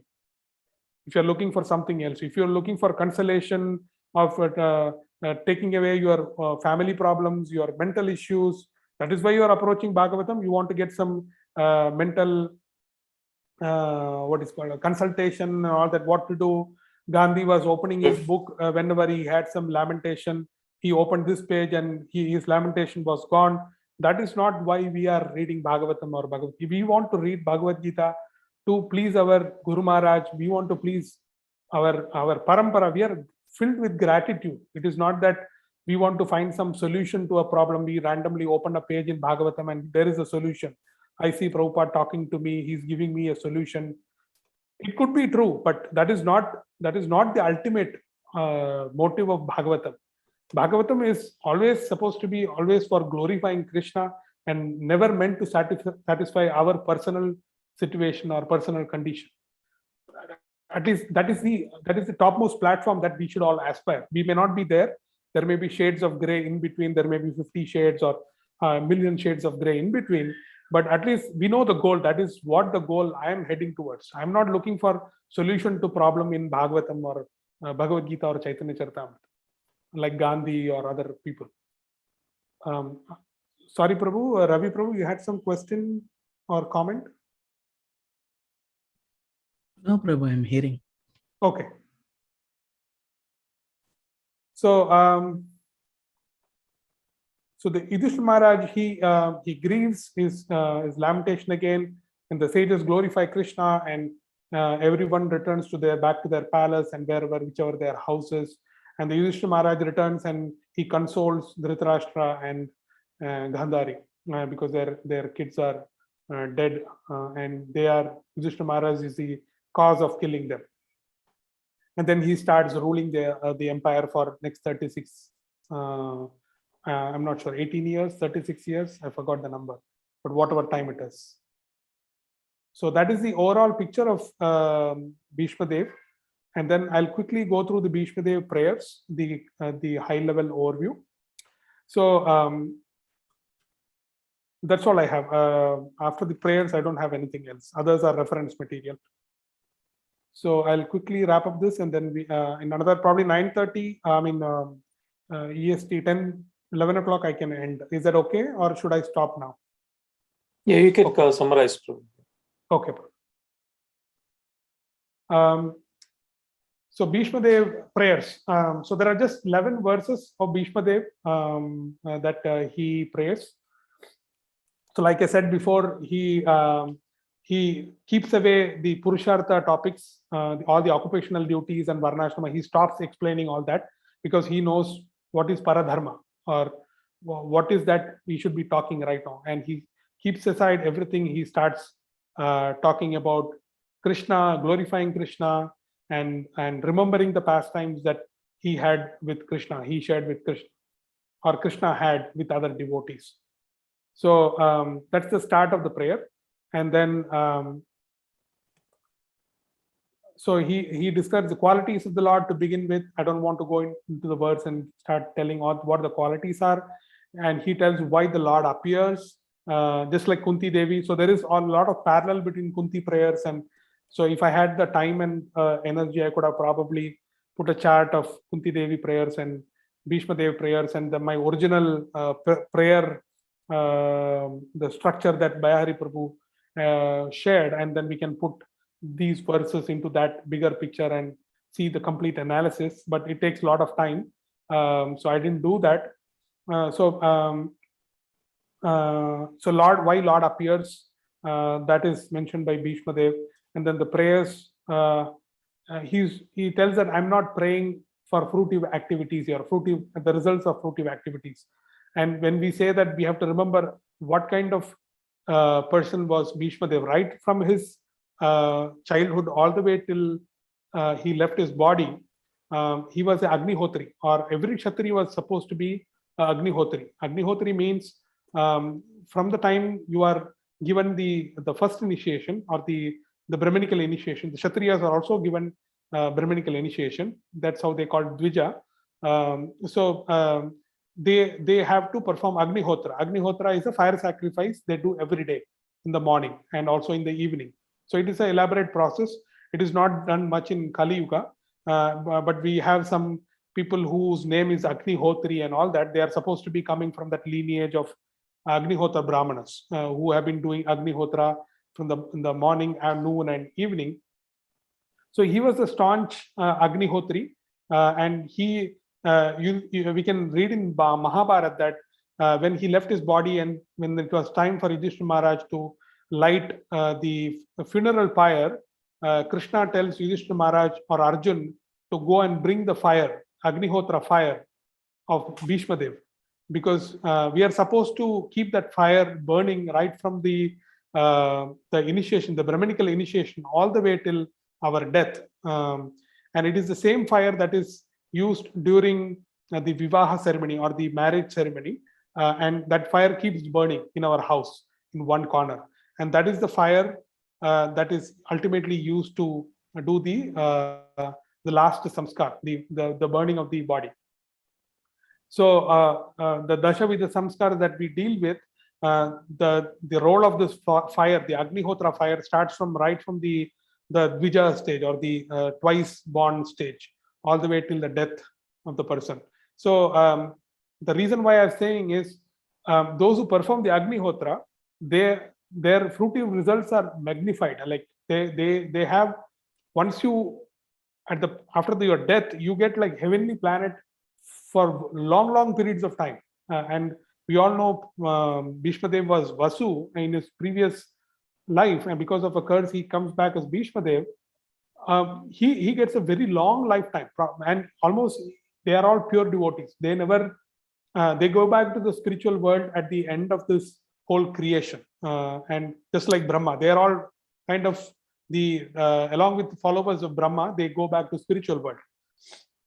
The reason why I'm saying is the fruitive results that Bhishma Dev would have accumulated is not a small quantity. It is a humongous fruitive results. We don't have an idea of what a fruitive result is, because we don't know how to perform a karma kanda ritual. Only if we perform it perfectly, then we get the fruitive result. And he has been doing for all his 250 years or whatever lifetime he spent, and he was a brahmachari from the time he took the vow of brahmacharya. He was married. Mahabharata says that he was married, and when he makes that brahmacharya vow that I will not beget children, or I will be brahmachari from this point onwards, so that my father can marry your daughter. At that time, he didn't have a child begotten in his wife.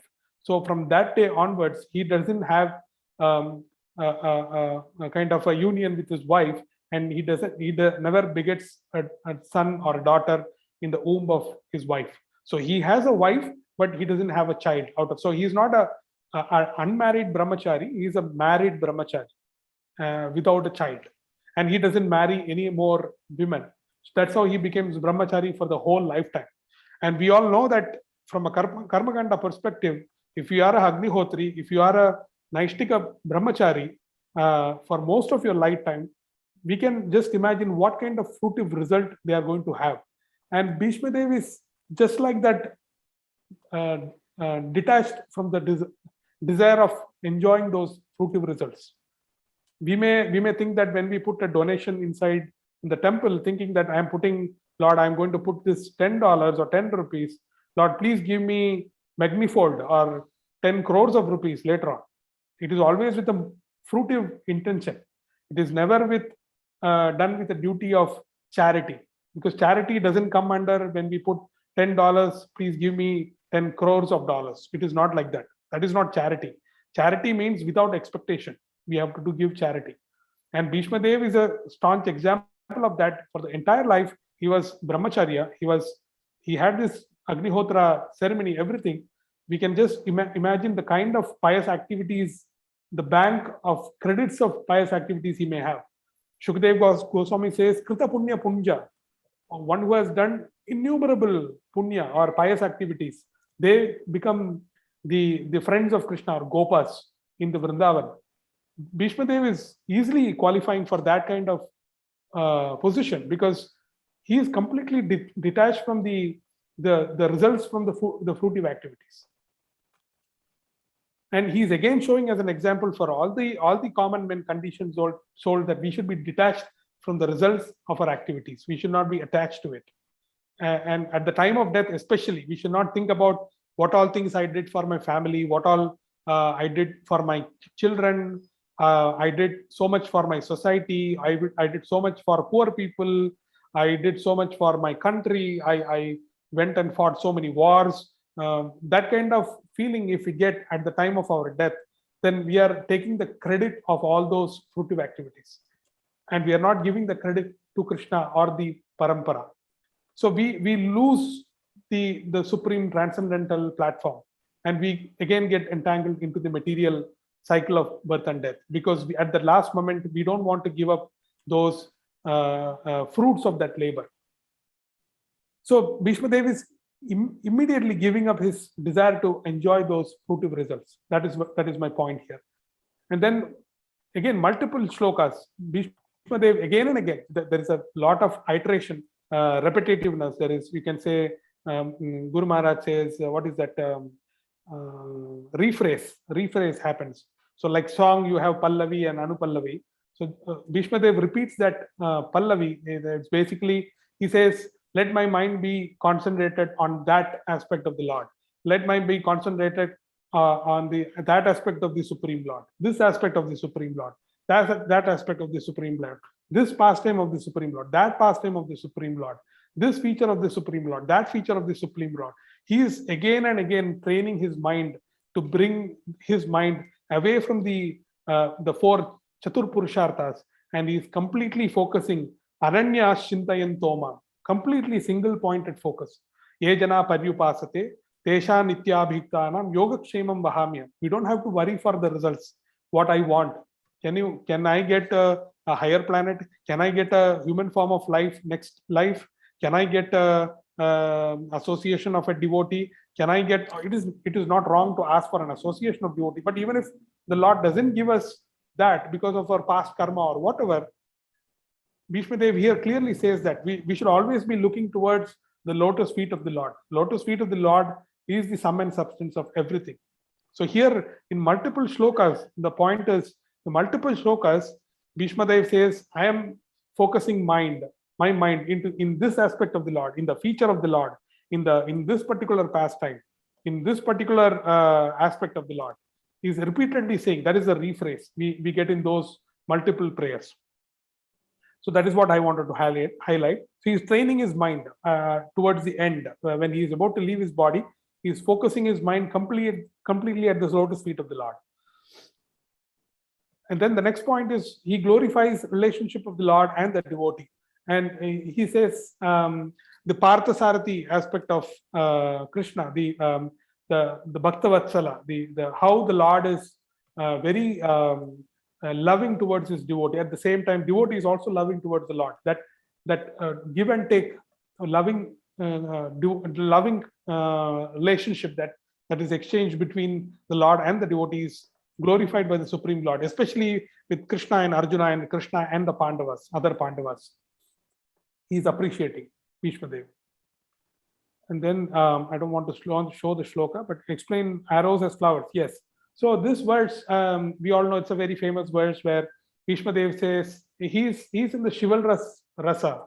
We all know the secondary rasas from Nectar of Devotion, the 5 primary and the 7 secondary. So Bhishma Dev here in this verse 34, he says he enjoys the Lord in a chivalrous mode. He says, I was throwing the arrows at Arjuna, and Lord was taking all those arrows, and I was feeling as if I am shooting those arrows as flowers as how we do a worship of a deity using flowers. We offer flowers to the deity. He is worshipping. Bhishma Dev is worshipping the Lord by offering of flowers, and his flowers are not our flowers. His flowers are the arrows that he is using, and it's a special kind of rasa. We should not be imitating that unless we know how to be Naishtika Brahmachari. We know how to control our senses. We know how to detach from our fruitive results. Unless we know all these things, we should not just imitate Bhishma Dev saying that, okay, tomorrow I'm going to hit my Lord, the deity that I have at home. I'm going to hit the Lord in the altar at the temple. I'm going to spit at the Lord, and I'm going to say that I'm enjoying the Lord in chivalrous rasa.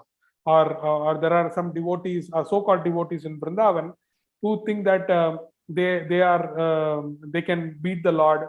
They fake sahajiyas. I mean, not fake sahajiyas, fake devotees or sahajiyas who think that they are the father of the Lord, they are the mother of the Lord, and they are fully engrossed in the sensual sense gratification.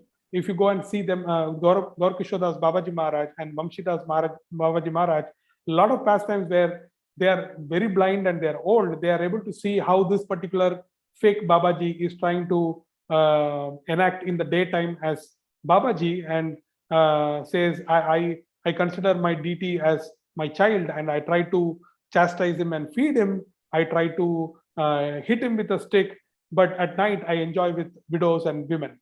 So Gaur Kishodas Babaji and Vamshidas Babaji have pointed out several fake sahajiyas, fake devotees or sahajiyas who are doing this kind of abominable work. So we should not be imitating what Bhishma Dev is doing here. We should not be tomorrow hitting the altar and saying that I am trying to be Bhishma Dev here.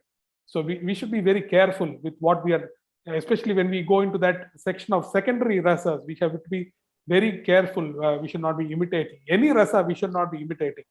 The rasa is not practiced. It is not something that is practiced and perfected. It is something which comes as a realization, which is given as a mercy which comes because of the mercy of the Lord, or the Lord being the devotees being merciful. It is not our hallucination where we think tomorrow I can enact for primary rasa or secondary rasa, and I can show the world. When at night time I'm doing all abominable activities, and when nobody is there, I'm eating this stuff and that stuff and all that. So Bhishma Dev is showing his way of affection to the Lord by shooting arrows at him, and then he tells how Krishna reduced lifespan of the opposite kings. We know all the battle of Kurukshetra, a lot of kings died. So he's telling how, even though they had, and all these kings were no small kings, they were like Maharathis and Rathis and great commanders and all that, and they had a lot of pious power. They had pious activities to back them, like for example Shishupal, and what is that, who's the other king whom Krishna covers the sun at the sunset time. He's covered, and the sun, he covers the sun, and he kills Arjun kills that king. Jayadratha, thank you, Prabhu. So they're all devotees of Lord Shiva, and they have so much pious activities. We cannot just kill them like anything. And Arjuna cannot kill all these kings by his arrows. His power is nothing in front of their pious activities and the kind of astras they have from Lord Shiva and all that. And it is told that Duryodhana, when before the battle of Kurukshetra began, the previous night, all the demons, there is a number given in Mahabharata, I don't remember the number, but all the demons appeared before him in the dream, in the subtle body, and they entrusted all their powers into Duryodhana. They entered into Duryodhana so that he can fight. Similarly, Gandhari, all her chastity was put into Duryodhana's body. So killing Duryodhana, killing these kings is not a joke. It is not going to happen from Arjuna's weapon, or it is not going to happen from Bhima's mace. These are not they're just instruments. What really happening behind is Lord's activity or Lord's intent of killing all these kings. And Bhishma Dev points out that all the kings died not because of Arjuna's arrows or Bhima's mace or Yudhishthira Maharaj's cleverness, or it is not all those. It is just because of Krishna. Krishna, he reduced the lifespan of all the kings, and these weapons became the instrument of those kings. That's all. So Bhishma Dev, yes, Prabhu. Ravi Prabhu, you had something? Okay. So Bhishma Dev is very clear that Krishna is behind everything, and it is not Arjuna, not the instrument, not anything else. Krishna is the cause of all causes, Sarva Karana Karana. Then he remembers Lord, how he spoke to Arjuna about Bhagavad Gita. He remembers all that. Then he remembers how Lord took. So this is a famous pastime where Lord breaks his own promise, and he tries to upkeep the promise of Bhishma Dev, because Bhishma Dev takes a vow. He gives a benediction to the Pandavas, saying that I will not. He prepares 5 weapons, 5 arrows for killing each Pandava, because Duryodhan comes to Bhishma Dev the previous night and he chastises, kind of mildly, subtly, in a diplomatic way, chastises Bhishma Dev, saying, you don't know how to kill, you are partial towards Pandava. So Bhishma Dev says, no, I'm going to pick 5 arrows, and these 5 arrows are going to kill Pandavas tomorrow. And he prepares that just at the time Krishna comes, and he takes those 5 arrows from him, and the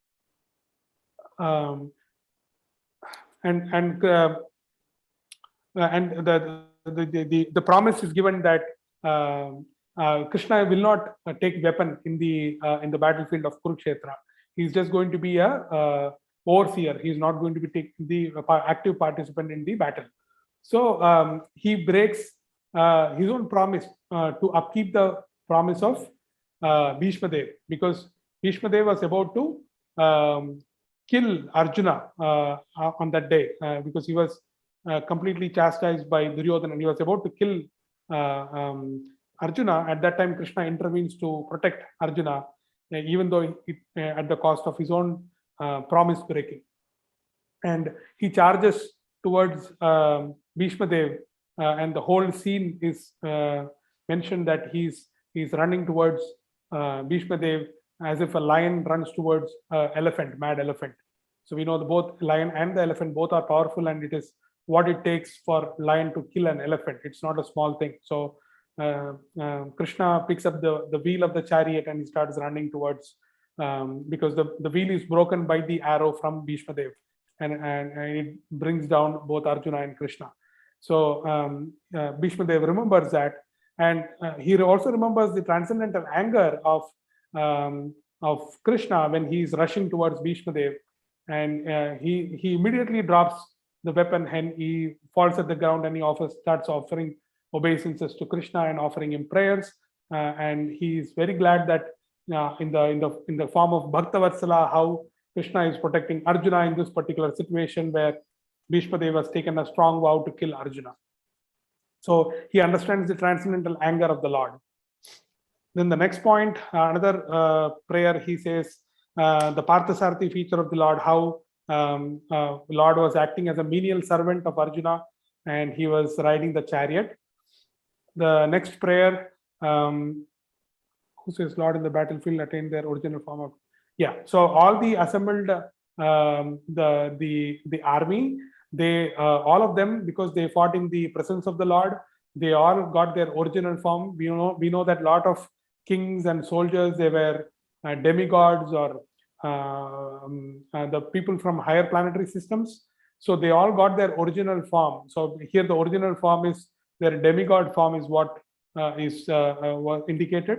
So most of them got their demigod form, but the pure devotees, they got their original spiritual form, and they went back to Godhead.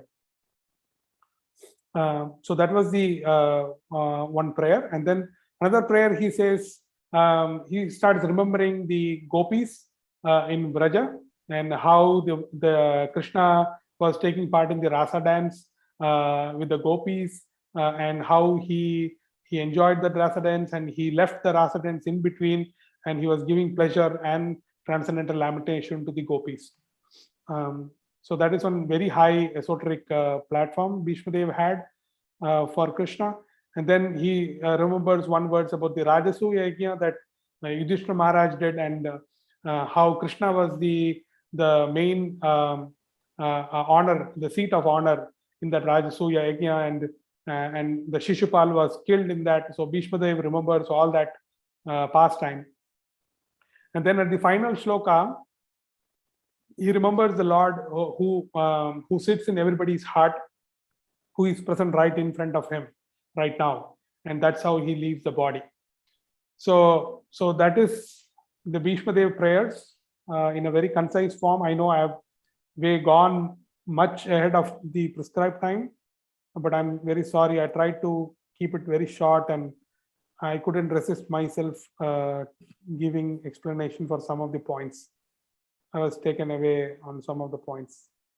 So I am done here. And more references at the bottom. Please take a look at it, and if you feel anything wrong I have done, anything I have told, a lot of mistakes, please point it out. I'm happy to correct and update the document. Thank you very much. Thank you, Gaursundar Prabhu. It was a wonderful session. It was continuous, like listening without any how 2 hours, 10 minutes passed away. I don't know. I should thank the devotees here, Prem Kishore Prabhu and Ravi Prabhu and Nanda Kishore. I don't know who is the other person. Mataji, Varshana Mataji is there. Oh, Varshana Mataji, Hari Bol Mataji. So thank you for tolerating me. It's been I've gone way over time. No. Sorry for tolerating, and but to keep it Prabhu, precise. Yeah, Prabhu, we need some references. I don't know, you have a lot of work you did, especially the top was in my mind. Bhishma was married, I don't know. It is a very good point. Maybe we may have to discuss this later, but yeah, I'll try to find out from the Mahabharata, Kisari Mohan Ganguly. Okay. He was married because in one of the I'll tell you that verse. It's a very famous verse in Mahabharata that says clearly that. Oh yes, the Agnihotra fire. So when it is the last, I think I answered myself in the class that point. So what the pastime is, it is Bhishma Dev has left his body and his body is lying on the funeral pyre, and Pandavas are going to light the funeral pyre, and Krishna says, Arjuna, go and bring Bhishma Dev's Agnihotra fire. And Agnihotra fire, it is given during marriage time. I was wrong when I said it is given during the Initiation. Initiation, which is not the Dvija time. It is given during the marriage time. So when somebody gets married, that marriage wedding fire, we are supposed to upkeep it and worship that Agnihotra sacrifice morning, noon, and evening. They never let that flame fade away, or it's called Akhanda. Akhanda means without any gap. Akhanda Agnihotra. So you are not supposed to break. So that is why even when they travel in olden times, in Vedic times, when people used to travel, they used to stop whenever it was morning Sandhya time, afternoon Sandhya time, and evening Sandhya time, because the Grihasthas, they have to perform the Agnihotra sacrifice, and the fire that they started, they have to, even though you are traveling, for example, Krishna was traveling from Hastinapur to Dwaraka, Krishna was doing Agnihotra sacrifice, and he has to carry that sacrificial fire when he is traveling. So it's not, the traveling is not simple as how we travel today. Like go in a train or in a bus or an airplane, and you travel 6 hours. I'm going to India, and then Kali Yuga has made things very easy. But other than Kali Yuga, doing this Agnihotra thing is no small thing. So what my point is, there is a verse where Krishna tells Arjuna to go and bring the fire of Bhishma Dev, Agnihotra fire. And by definition, one who possesses an Agnihotra fire is married. Okay. So then there is an apparent contradiction how he can have Agnihotra fire and he's called Brahmacharya. So so the answer is given that when he makes that vow, Bhishma he's called Devavrata. His name is not Bhishma. He's called Devavrata. So at the time of making vow, he is given that name called Bhishma. Bhishma means a very difficult task. So he takes the vow of brahmacharya or celibacy. Adyame, he says, Adyame brahmacharyam anushtitam, something like that. So Adyame says, Adya means today. From today onwards, I will follow brahmacharya. So when Bhishma takes that vow, he very clearly says, from today onwards, I will take brahmacharya. And at the end of his when the body is about to be funeral pyred, Krishna tells Arjuna to bring that fire. So both, if you put the puzzles of the pieces of puzzle together, he is not a brahmacharya. The kind of definition of brahmacharya that we think of. No, he is not a brahmacharya. He is a grihastha brahmacharya who takes the vow of not begetting children from that point of time when he meets the father of Satyavati. Haribol Prabhu, Yes. here, I'm little openly only share, like, because I never heard, like Prem Kishore Prabhu is telling that Bhishma Dev got married, because even when I was hearing classes, like I was heard that because Satyavati's father, he raises a concern, okay, you don't want kingdom, what if you Yes, your son, yes. which are your children would ask. So then, as I remember, the promise, the vow itself includes not getting married. Thank you, too. Prabhu. Yeah. So not getting married too. So if you can share the reference, that would be helpful, Prabhu, because Yeah, I can find it. I'll find from. Unless extremely confident, I would never share this. Point. Yeah, I know, because I know the context. It's easy for me to find from the book, because the context are two. One is when he makes the vow to Satyavati. So all I have to do is find out that the initial parva where it is he makes the vow, and then towards the end of the last parva of Mahabharata, where Krishna tells Arjuna to go and bring the funeral pyre. So that verse and the verse in the beginning, if I can bring together, that it's a reference, Prabhu. Yeah, That will because in the explain. vow itself, probably, I am thinking that I wouldn't be get married. It is part of the vow. But anyway, you are sharing the reference. That would help. I will try. I cannot guarantee. I'm not a scholar. So I am completely relying on Kisari Mohan Ganguly because he has translated into English, and Guru Maharaj and our Guru Parampara has accepted Kisari Mohan Ganguly's book. We cannot just go and pick a book and give a relative. I have seen so many other Mahabharat books. I don't want to quote those things, but Kisari Mohan is something authorized in our Parampara to go and refer, and it is available in English. That is my only shelter, because if it is Sanskrit, I can never go and find out. Because it is English, I'll try to find out. Sure, Prabhu. Sure. Thank you very much, Prabhu. It was wonderful class. That's what I can say. And you made our day today. Okay. Oh, yeah, definitely. Thank you, Prabhu. This is so detailed, Prabhu. So many points. Yeah, it's very hard to have the attention for a long time. It's not a small thing for the audience to listen with the video on also. I'm saying it's not a joke, because I listen all the videos, all the classes without video switching on, because I'm not showered, and I'm just listening with my pajamas and all that. So I don't want to, I feel very embarrassed.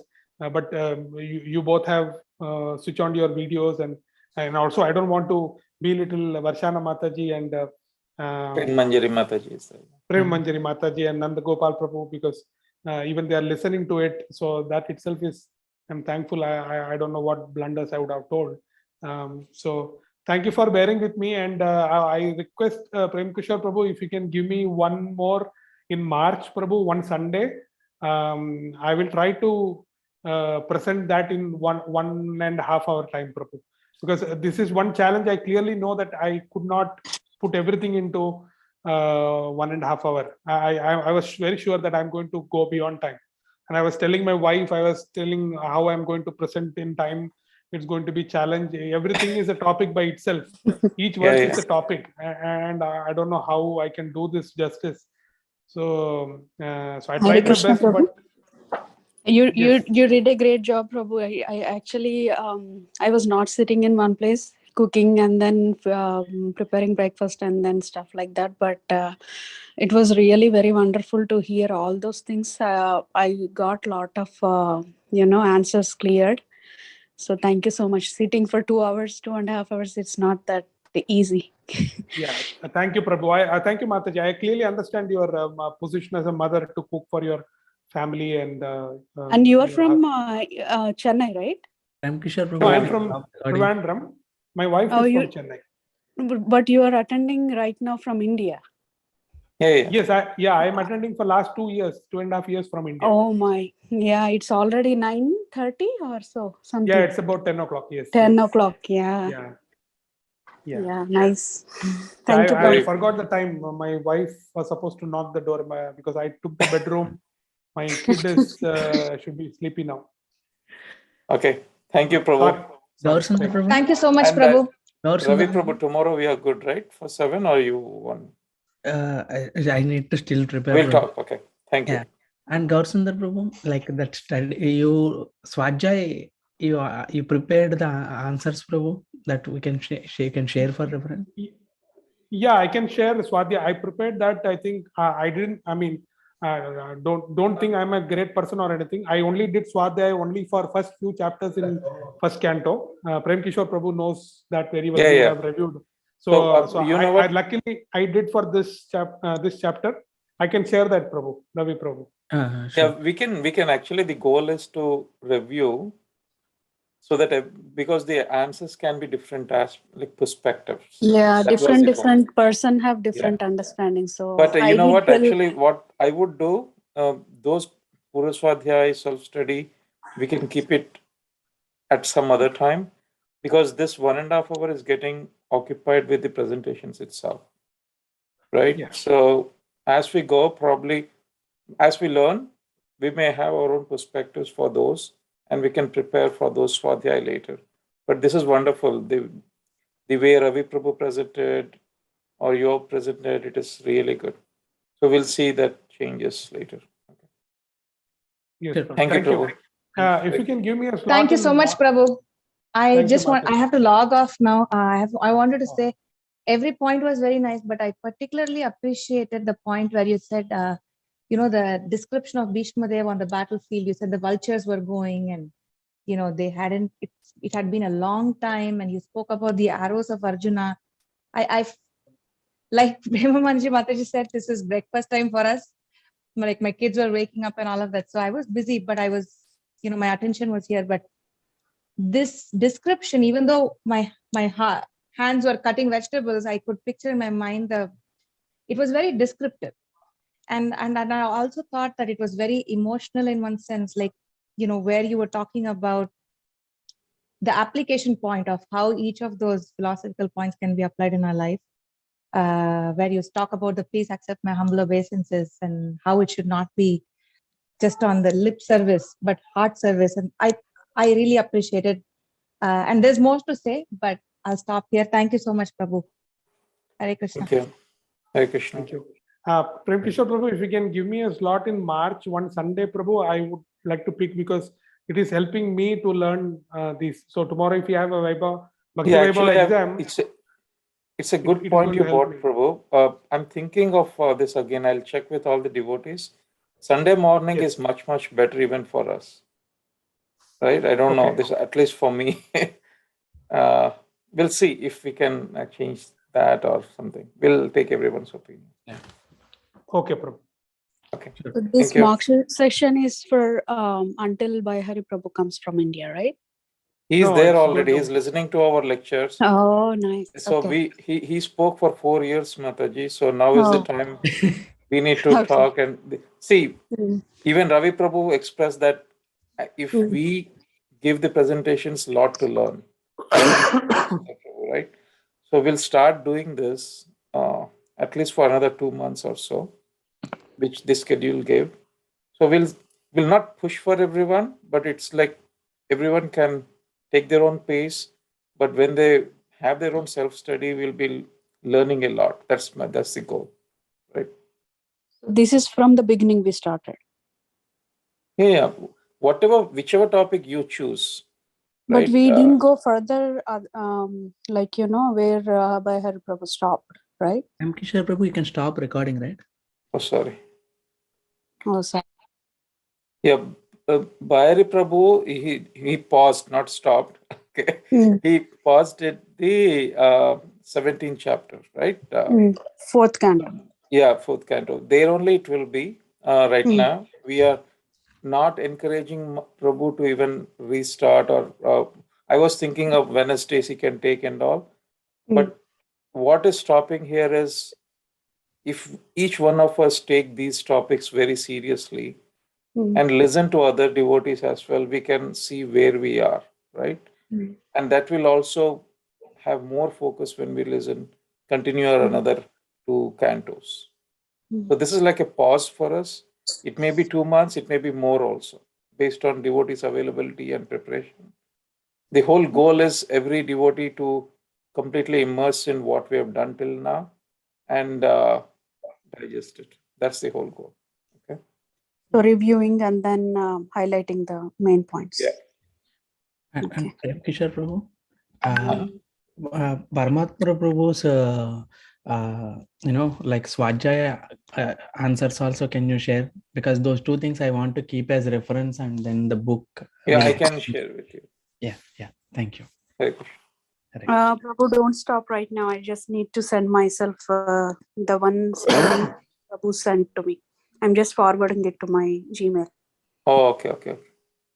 Actually, Yes, I've also added into the WhatsApp I'm group. dropping off, Prabhu. I'm getting Oh, it. you Yeah, did Prem. it? Yeah, I did the WhatsApp group. So I don't have your number, Mataji. Prabhu's. This is the one. This is the yeah. one. But did you already put this one which Prabhu sent just now? Yeah. This one, the same one. The same 2 links which Prabhu gave are Okay. there in the WhatsApp. 1.8 and 1.9. Yeah. Okay, just want to make sure. Prem Kishore Prabhu, I don't know the WhatsApp group. Are we talking about the same WhatsApp group, Bhakti Vaibhava? Yeah, if you can look because I at don't see Bhakti anybody Vaibhava else. 2018 I created. Oh no, I'm not part of that. If you can add me to that. Oh, I added you, I think. Hold on. No, Prabhu. Maybe some I'm- other Gaur Sundar, Prabhu. No, there's only one. Prabhuji, there are two groups with the name Bhakti Vaibhava. Yeah. But one Bhakti Vaibhav, I that was the old group, Prabhu. The one we had with Achyuta and all Oh, that. you are right, Prabhu. Yeah. I don't see you. I'm Because doing it Bhakti right. Vaibhava 2018 and Bhakti Vaibhava class, two are there. Which Yeah, one so would you follow? you can add me to the 2018 Prem. I added you, Prabhu. Yeah, I added Okay, you. then I will stop this other group. Yeah, you can so that stop there's it, no yeah. confusion. Yeah. But I didn't get the, okay, I think I got an You invite. will not Okay. have the links now. Because Okay, you I got just the joined invite. the group. Yeah,